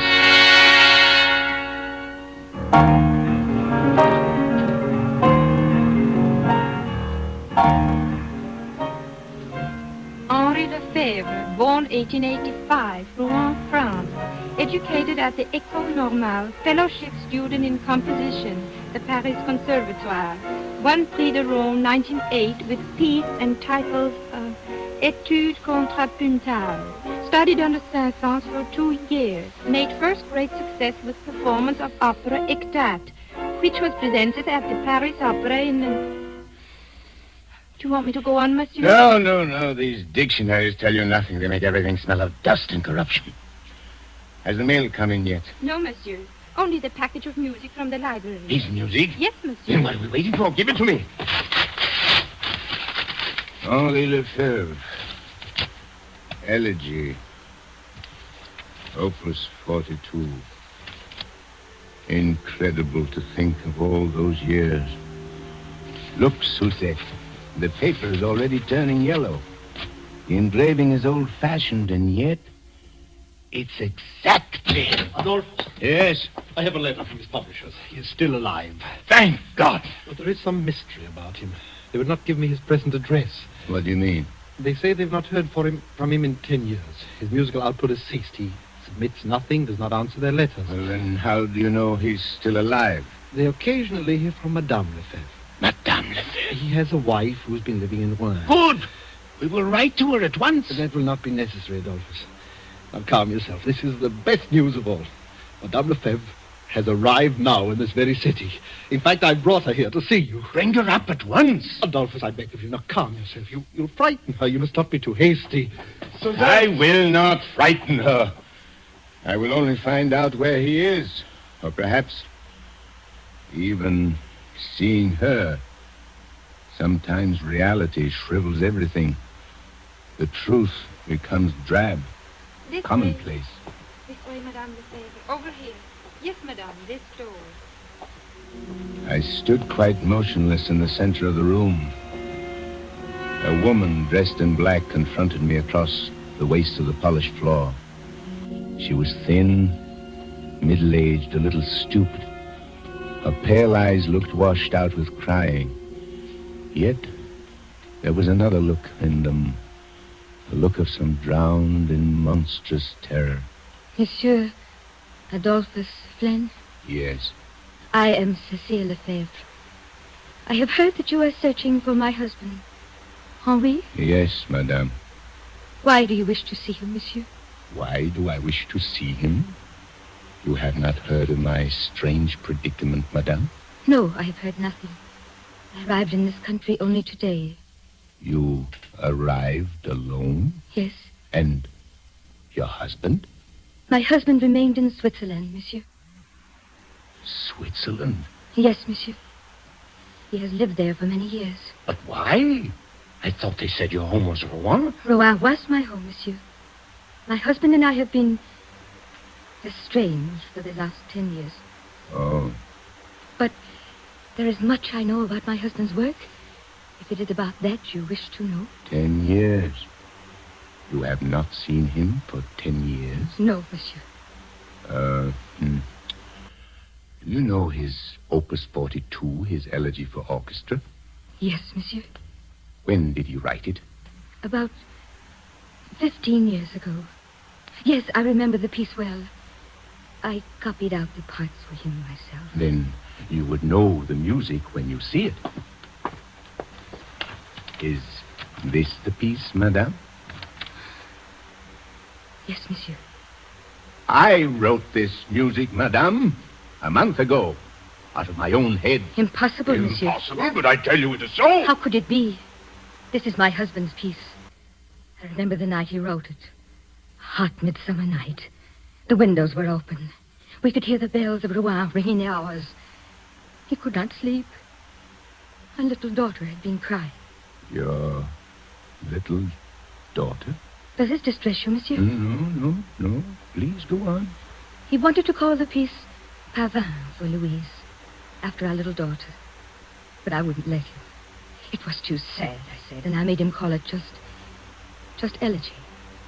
But he said it was her piece, that he had been thinking of her crying all the time he set it down.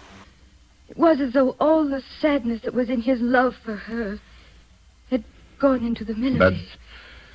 But I still don't understand. I wrote this music out of beauty, out of spring, sunshine, and happiness.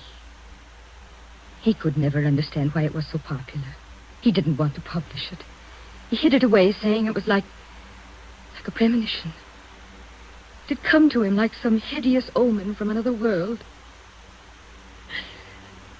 And he was right, monsieur. How do you mean? My little daughter, Louise. She died a little while later. Madame LeFevre? Yes, monsieur. I beg your pardon for crying. I do not want to see your husband or hear this music ever again. My search is ended. Do you believe in ghosts, madame? No, monsieur. I've been through too much to believe in poor, sad ghosts. But I do. I believe that neither your husband nor myself really wrote that piece. There is some further horror, some demon force at work in this music. It captured him, and it has captured me. Tell me, Madame LeFevre, did your husband write any music after he wrote this piece? Not much more, monsieur. You mean it racked his brain as it has racked mine? Leaving him without inspiration? No, it was not that. He continued to write. He still writes. But nothing he has written for 10 years has had any meaning. What do you mean? Monsieur, have you not already guessed the truth? My husband has gone mad. He has been mad for the last 10 years, shut up in an asylum in Switzerland. Oh. I have told very few people. It is a form of horrible neurosis. Work neurosis, the doctors call it. He seems to have lost his heart. The events of his past life are meaningless to him. He has even forgotten our little dead Louise. How terrible.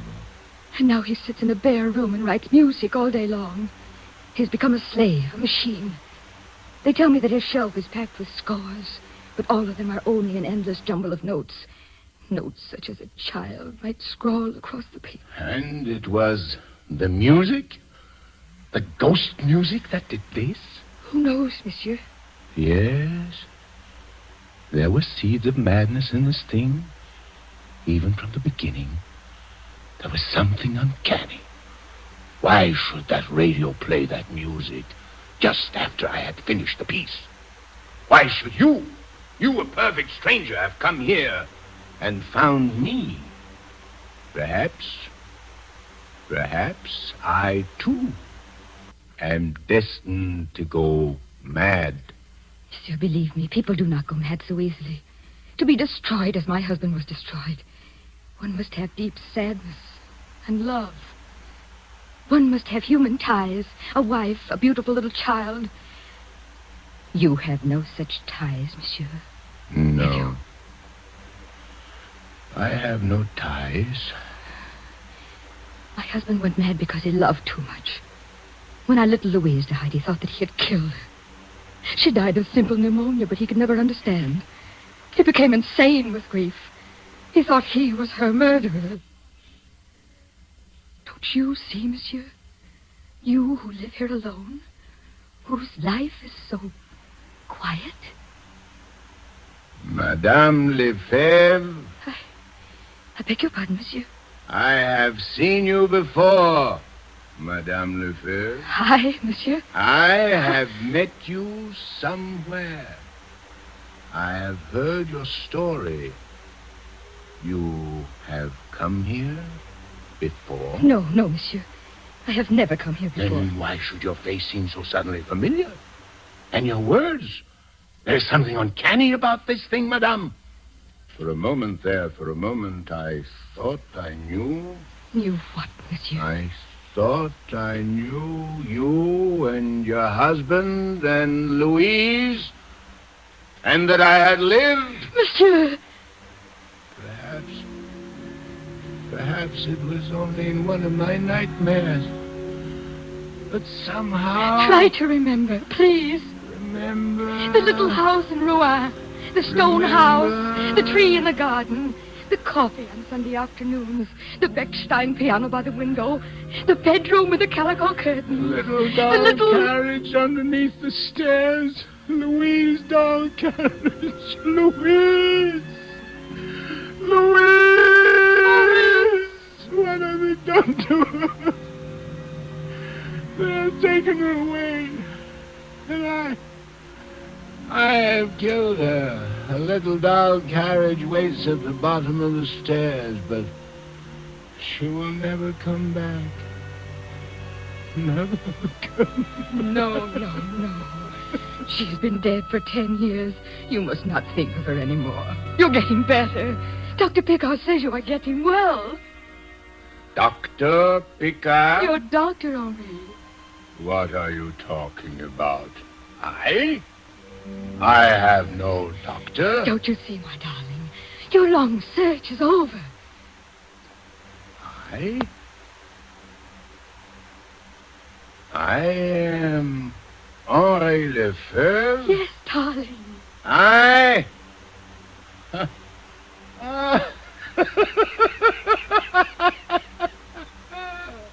am shriveled old man.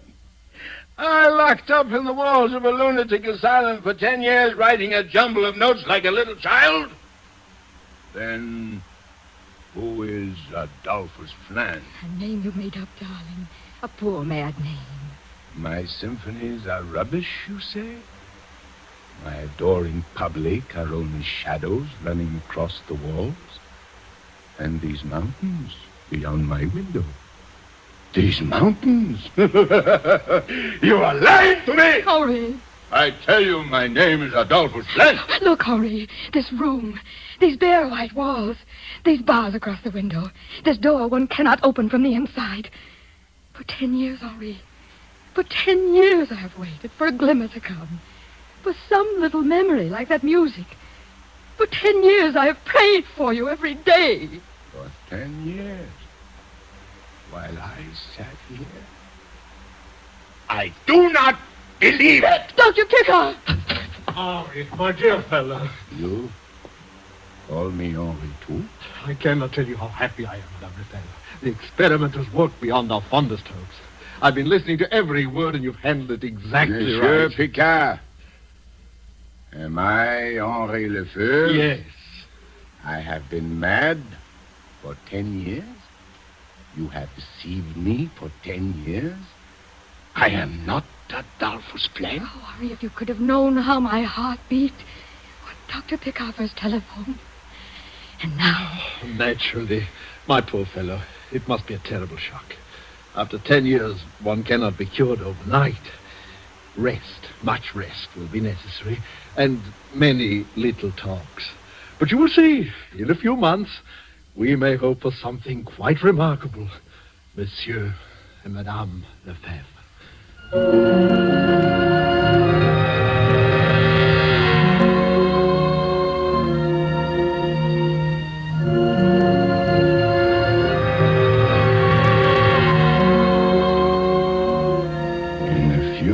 He said, in a few months I would be able to go back.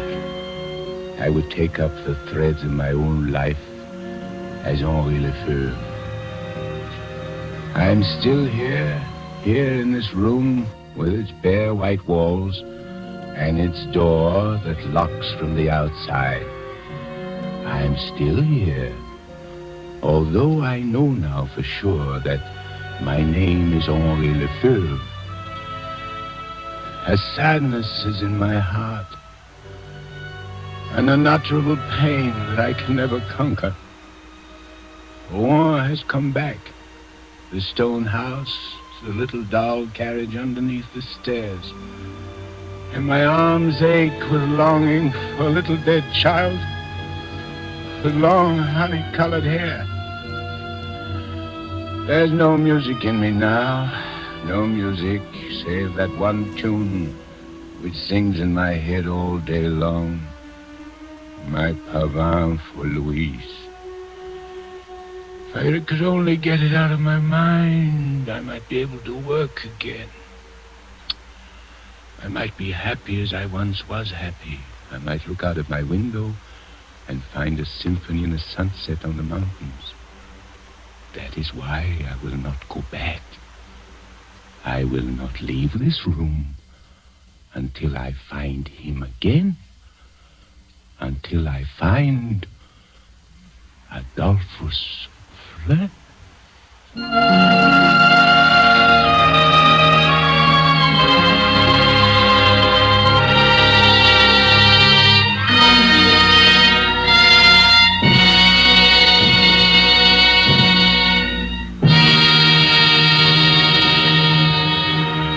And so closes The Search for Henri LeFevre by Lucille Fletcher, starring Paul Muni. Tonight's tale of suspense. Suspense is produced and directed by William Spear. Roma wine makes every meal taste better. That's the proven experience of those who have discovered the flavor complementing magic of these superbly delightful yet inexpensive wines. For a new mealtime thrill, try serving food with Roma wines, whether it be fish, meat, or poultry. Then simply place the bottle well chilled on the table with the meal. Serve it in any kind of glass. Once you taste the addition these delightful wines bring to the zest and savoriness of even the simplest dishes, you'll wonder why you've ever done without Roma wines.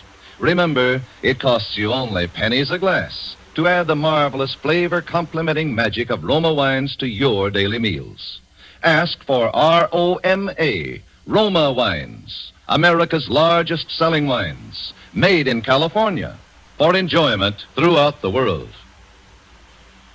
This is Paul Muni. It's been a great pleasure to appear in this distinguished radio play theater, which is devoted to the art of suspense. I should like to pass along to you the information that I just gleaned from Mr. Spear. The next week, at the same time, my friend, Mr. Herbert Marshall, will be your star in that very extraordinary novel of vengeance and retribution called The Beast Must Die. And one more word. You've been hearing a great deal about the Fifth Warlord Drive. It may sound to you as though we on the radio are being a little overly insistent about it. Well, we are being insistent. You must listen. You must respond. Buy an extra war bond tomorrow. Next Thursday, same time, you will hear Herbert Marshall as star of Suspense. Presented by Roma Wines, R-O-M-A, made in California for enjoyment throughout the world.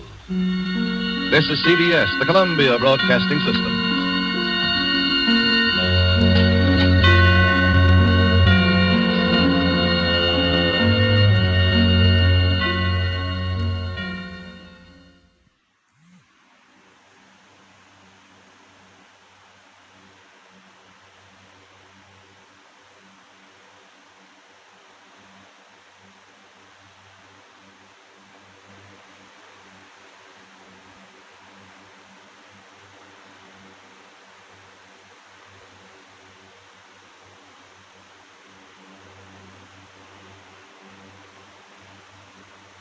Now, Roma Wines, R-O-M-A, made in California for enjoyment throughout the world. Roma Wines present Suspense. Tonight, Roma Wines bring you Mr. Joseph Cotton as star of The Pasteboard Box, a suspense play produced, edited, and directed for Roma Wines by William Spear. Suspense, radio's outstanding theater of thrills, is presented for your enjoyment by Roma Wines. That's R-O-M-A, Roma Wines, Those excellent California wines that can add so much pleasantness to the way you live, to your happiness in entertaining guests, to your enjoyment of everyday meals. Yes, right now a glassful would be very pleasant, as Roma Wines bring you Mr. Joseph Cotton in a remarkable tale of suspense. Save it, Walter. Taking all of that I can. I'm through, you understand? Through. Oh, I'm sorry, sir. I couldn't help but overhear you. What's the difference now? I hope you haven't quarreled seriously with your brother. Quarreled? What else have I ever done with him but quarrel? Oh, I realize he's a bit difficult at times, sir, but I'm sure he has your best interest at heart. Yeah, well, from now on, he can stop worrying about my best interests because I'm getting out of his life tonight for good.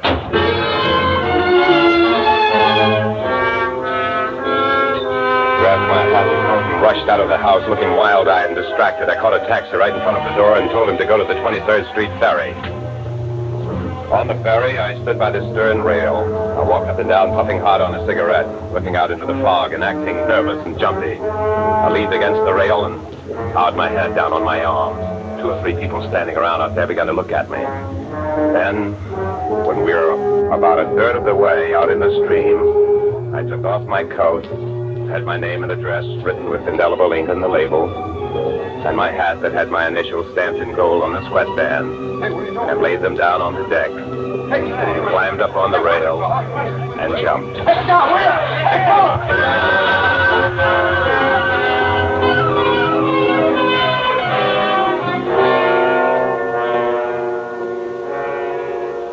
It was as easy as that. A fight with my brother that was loud enough so the houseman couldn't help but hear it. A jump off the 23rd Street ferry, leaving plenty of identification behind. An easy swim back to shore where I had planted my dry clothes. And a phone call to the news to report my own suicide. It was just as easy as that. On Friday afternoon, I waited across the street until I saw Williams, the houseman, leaving for his usual weekend. And then I let myself in the front door and walked back to the study. Come in, Williams. I thought you'd gone. Hello, Walter. Jack. What's the matter, Walter? You look as though you'd seen a ghost. Jack, well, haven't you seen the papers? I thought you were dead. Yeah, I changed my mind. Jack, how could you? How could you have done such a thing? I didn't. I just went swimming, that's all. Don't tell anyone I'm here. Yes? This is Mr. Parcell. Yes, I told you once it was broken. Well, I'm sure I don't know. I know certainly I didn't break it. Yes, it's still in the box. Well, I'll send you to pieces if you like. Well, that's a little late, I'm afraid. Oh, well, it doesn't matter anyway. It's the principle of the thing. Besides, I'm going out of town.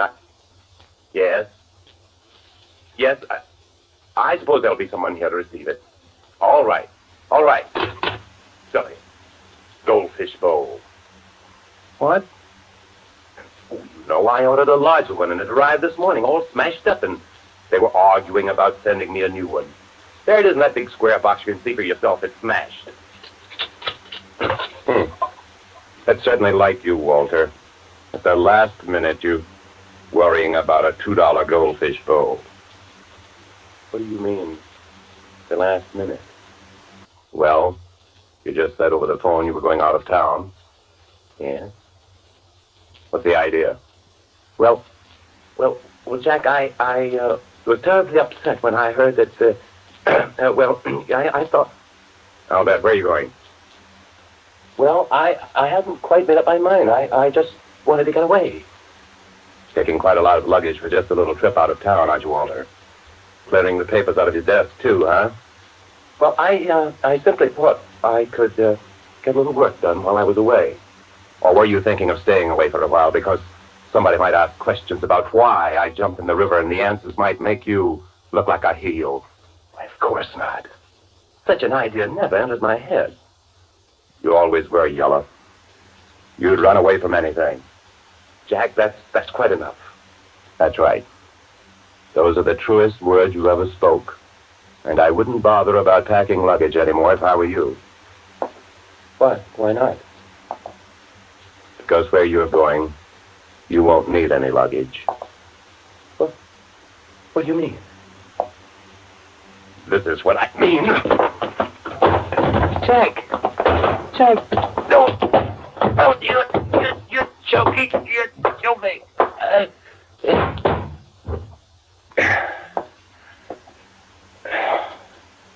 You won't need any luggage anymore, brother.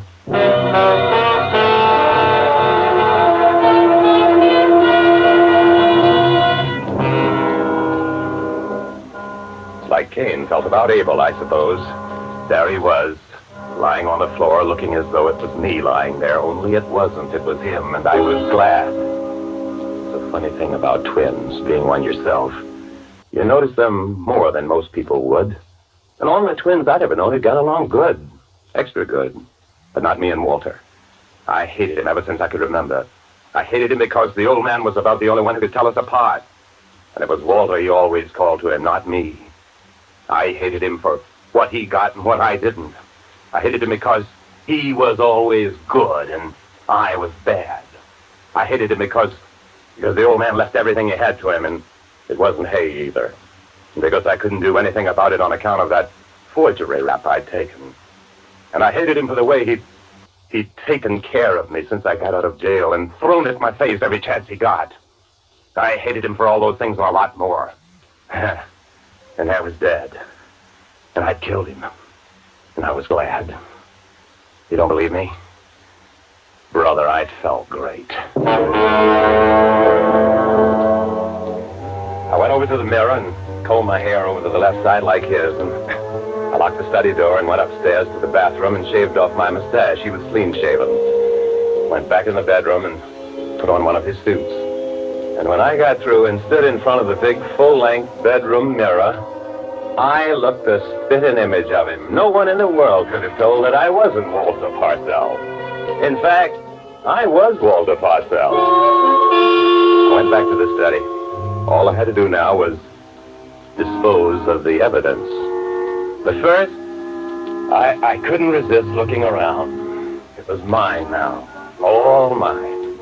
Those stupid fish he had all over the place in glass tanks, the books he never read, and all the rest of it. In his desk was a list of all the bonds and securities and the number of his safe deposit box and the combination to the safe and the bank book, all nice and neat.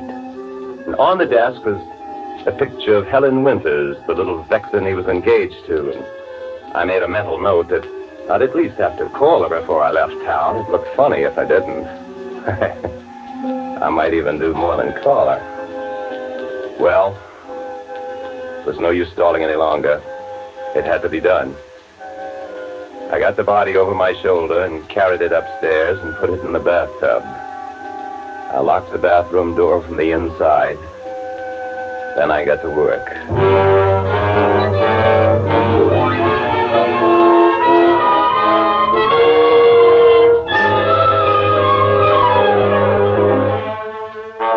For suspense, Roma Wines are bringing you a star, Joseph Cotton, in the Pasteboard Box by Joe Grenzebach. Roma Wines' presentation tonight in radio's outstanding theater of thrills, Suspense.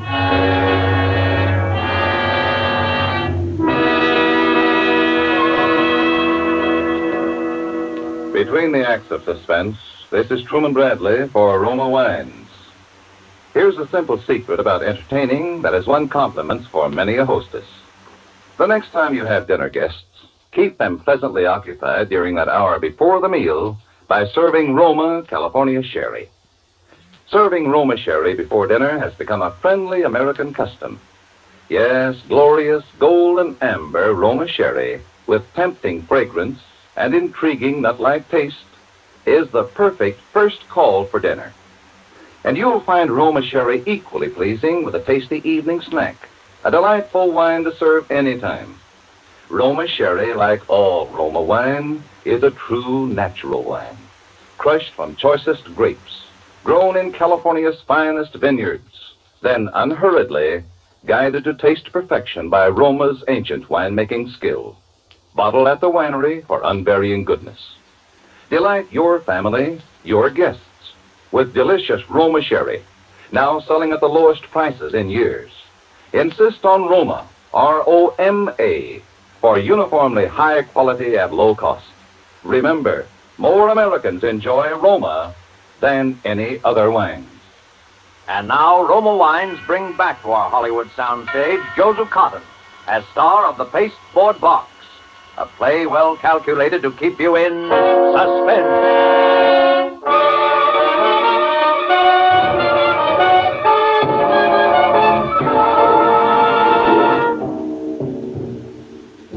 It was early morning before I was able to leave the house. I walked to the nearest subway with a suitcase, a heavy suitcase, because it was also weighted down inside with old furnace grates and sash weights. I got off the subway at Dyckman Street and took the Dyckman Street ferry to Jersey. About halfway across, the suitcase that I had on the rail, as though it was something to lean on, just sort of slipped out of my hands into the river. I looked mad and then foolish, and the people that saw it snickered behind their hands. Well, that was that. About an hour later, the same thing happened on a 42nd Street ferry, and the mortal remains of Walter Parcell were gone. All but his head. At first, I hadn't known what to do with that head. It wouldn't fit into either of the suitcases, no matter what I did. And then I thought of that box. That big pasteboard box that the goldfish bowl had come in. It was still sitting there in the corner of the desk. I weighted it and wrapped up the outside in the paper it had come in and started out again, the 14th Street ferry this time. I had it balanced up there on the rail just like I'd had the others, and then... Hey, look out! Hey, it's all right, mister. I got it. I let go. Oh, I've got it. What? What's the matter? I thought you dropped it. Oh, no, here it is. Hey, that was close, all right. Another second and it would have been gone for good. Yeah, it's been gone for good, all right. Walking across 14th Street on the way back from the ferry, people were pushing behind me, and the next thing I knew, I was in a department store. I was walking down one of the aisles just to keep moving and not to attract attention when it hit me right between the eyes. There was another box, a box just like mine. It was sitting up there on one of the counters, and next to it was an old guy looking at some bow ties. I walked over and put my box on the counter next to his, and I pretended I was waiting for a clerk. Then, after a couple of minutes, I pretended to change my mind. I picked up the box, his box, of course, and started for the door. Hey, I say there. I say, sir, you've taken my box. Oh, what do you mean, your box? Let go of me. But it is. It's my box. You left yours there on the counter. Oh, you crazy. Let go, I tell you. What's the trouble here? Why, this man's got my package and won't give it back. Oh, shoplifter, eh? No, it's not that. He left a package of his own there, but he insists that mine is his. What's in it? A parchment lampshade. I bought it in your furniture department just now. The girl would confirm that. All right, what's in yours? Mine? Yes, what's in your box? Why, Well, we'll open it up and see. No, you The can't. only way to tell, open them both up. You think this is your package? No, wait, I made a mistake. It isn't, Here, now give me mine. Just a minute. Give it to me. Just a minute. Good. Give it to me. Oh, give it to him. It's his. I saw him put it there. Very well. Thank you. Why, he acted like a madman. Maybe I did act like a madman. I guess I did because I was pretty close to panic when I got out of that store. I started walking. I just walked. I don't know how or for how long or what, but all I could think of was, what'll I do now? What'll I do with it? What'll I do with it? I didn't snap out of it until I found myself a half block from home, and not knowing how I got there, all I knew was I still had that box and I had to get rid of it. Then I saw the sewer. A corner sewer with a big wide opening. I crossed over to it as though I was going to step on the curb. Stumbled and gave it a good kick. Slid in and I heard it fall. I got home. A half hour later, I was just beginning to relax, and the doorbell rang. I went out in the hall, switched on the vestibule lights, and opened the door. There stood a couple of kids. Yes, this is yours, ain't it, mister? What? We were standing across the street when you dropped it. Then we saw you come into this house. That's how we know. We got some string on a fish hook and pulled it out. It is yours, ain't it? No. You mean it ain't yours? No, I never saw it before in my life. Now beat it. Oh, then we can open it, huh, Johnny? Oh, wait, no. I don't know. Maybe we ought to take it to the cops. Here, you give that to me. Give it to me. But you said... I made a mistake. I didn't recognize it. Now give it to me. Beat it. Well, aren't you glad to get it back? Huh? Oh, sure. Here. Thanks. Gee, $5. There must be diamonds in that box.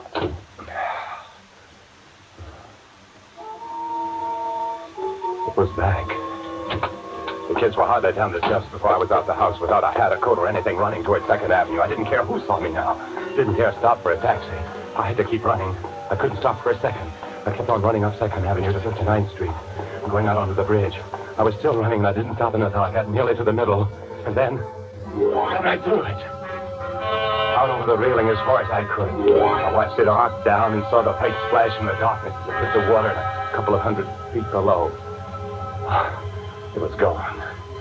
No matter what, it was gone. Somehow I got home. But it was daylight before I could get myself to sleep.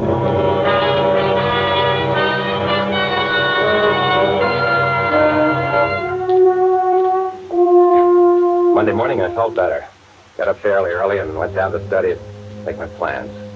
Seeing the picture of Helen Winters on the disc reminded me I ought to call her. And Walter left town without even calling the girl he was supposed to marry, which looked so good.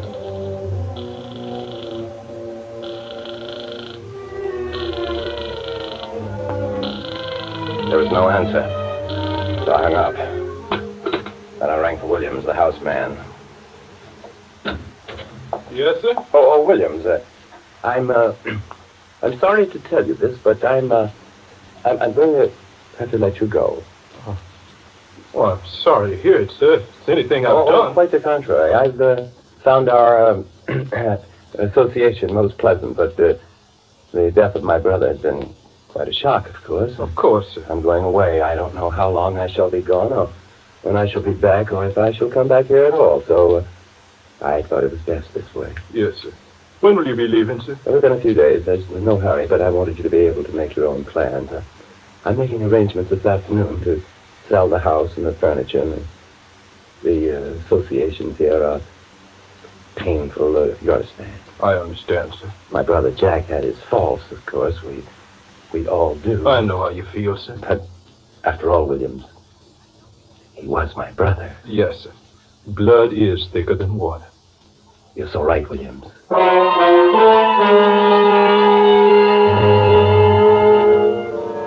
That first performance left me feeling pretty satisfied. The next one wasn't so easy. But for things to look right, it had to be done. So after breakfast, I went down to police headquarters. Well, what can we do for you, Mr. Parcell? I'm going away for a while, and I wondered if you had recovered my poor brother's... His body? Yes. No, I'm sorry. We haven't, Mr. Parcell. Oh, I see. Now, while you're here, though, there is something you might look at for us. Very well. This way, please. It's just a routine matter of identification, but we like to have these things on the record. Of course. Something you found? That's right. Fished it out of the East River this morning. The East River? That's right. The East River. For a minute, I just stopped breathing. Because it wasn't in the East River that I jumped off the ferry. That was on the other side of the island. The East River was where I'd thrown it. And then I was all right again because I saw what he had. A pair of trousers. Mine. Do you recognize these, Mr. Parcell? Oh, yes. Those are the trousers my brother wore the night he died. Uh-huh. Probably kicked him off and tried to swim to shore. Yeah, well, thanks, Mr. Parcell. That's all we need. Very well, but you said the East River, and it was the North River where poor Jack... Oh, carried down by the current and around by the tide. Caught in the propeller of a ship, maybe. Funny things happen in the waters around this island, Mr. Parcell. Yes. Yes, I imagine they do.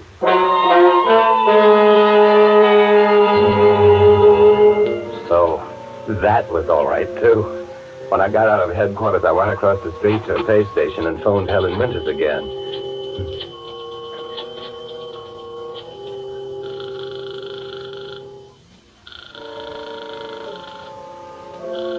There was no answer.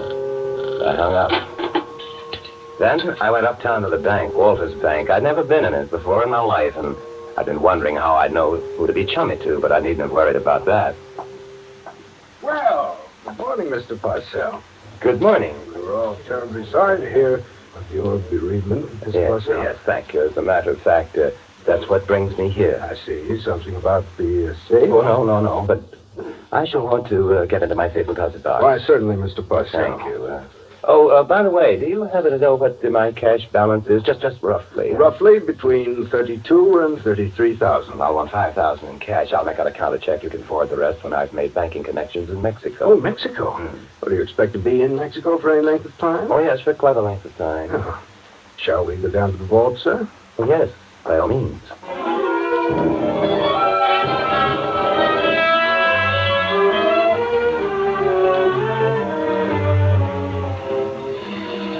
When I got out of the bank, it was raining, but I didn't care. I liked it. I was walking on air anyway, and I decided to walk home that way. It's nearly 30 blocks, and I was soaking wet when I got there, but what's a little rain to a guy with $100,000 in his pocket? The front door wasn't locked, and in I went, and I hung up my hat and coat in the hall, and was wondering whether to have a nice hot bath before calling Helen Winters. And when I saw it, a box, that horrible pasteboard box that had come back. For a second, I thought my mind had gone. But there it was, sitting on the desk. Wet and soggy, and the limp paper peeling off it, as though it had been fished out of the river just that minute. And then I remembered I hadn't seen it sink, and what the cop had said about tides and currents. And then the doorbell rang. I rushed to the window. There was a police car outside. For the moment, I thought of grabbing up the box and running, escaping out of the back somehow. And then I knew that wasn't any use. It didn't matter. It was some sort of a police plan. It didn't matter anyway. And if it wasn't, if it was just another one of those terrible coincidences, there was still time. Whatever they wanted, I could bluff it through, and there'd still be time. I pulled myself together and went out and opened the door.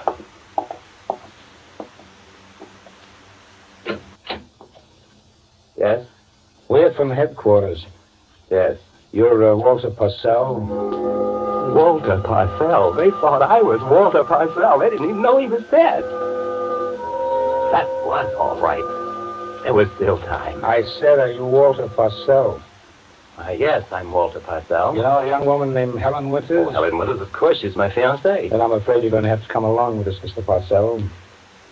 With you what? Helen Winters has been murdered. And I might as well tell you now that anything you say will be used against you. The evidence is pretty conclusive. That you murdered her. I didn't. I couldn't. We found her this morning in the coroner report. She was killed Friday night. You were seen entering the place that night, and you were seen leaving. A gun that we traced to you was found in an ash can a block away. Now, what do you expect us to believe, Mr. Parcell? Wait a minute. There's a mistake. There's been a terrible mistake. I'm not Walter Parcell. I'm his brother. I'm his brother, Jack. The one who committed suicide? Yes. Only I didn't. I changed my mind. I swam back to shore. I came back here, and I found Walter. He was dead. He killed himself. And now I know why. Don't you see? Because he murdered the girl. You didn't report it. Where's the body? The body? Yes, the body. No, that's it. Now, look. Everyone knew I quarreled with Walter, and so I thought they'd pin it on me. I thought they'd say I killed him. So I disposed of the body. Then I took his place. We're twins, don't you see? Mr. Parcell, I've been in this business a long time, and I've had some beauties. But I never had a man ask me to believe one like that. It's true. I swear it's true. All right, then where's the body? I threw it in the river with the weight. I thought so. Come on. Now, wait a minute. Come on. I can prove it. I can prove it. Yeah, how? Because I've still got his head. His head? That would prove it, wouldn't it? Oh, wouldn't it? It certainly would. Come on. I'll show you. Here in that box, see? I'd open it. Sure. I threw it in the river, and it got back here somehow. It's still wet, see? That doesn't look like anybody's head to me, Mr. Parcell. To me, it looks like just an ordinary goldfish bowl.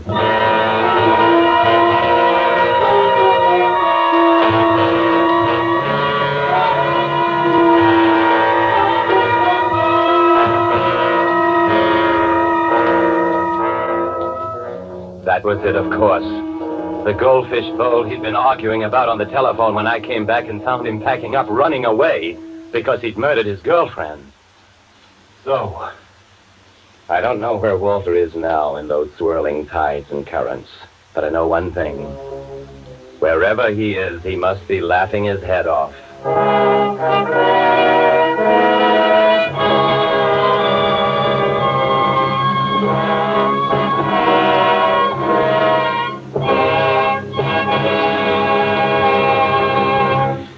Suspense. Presented by Roma Wines.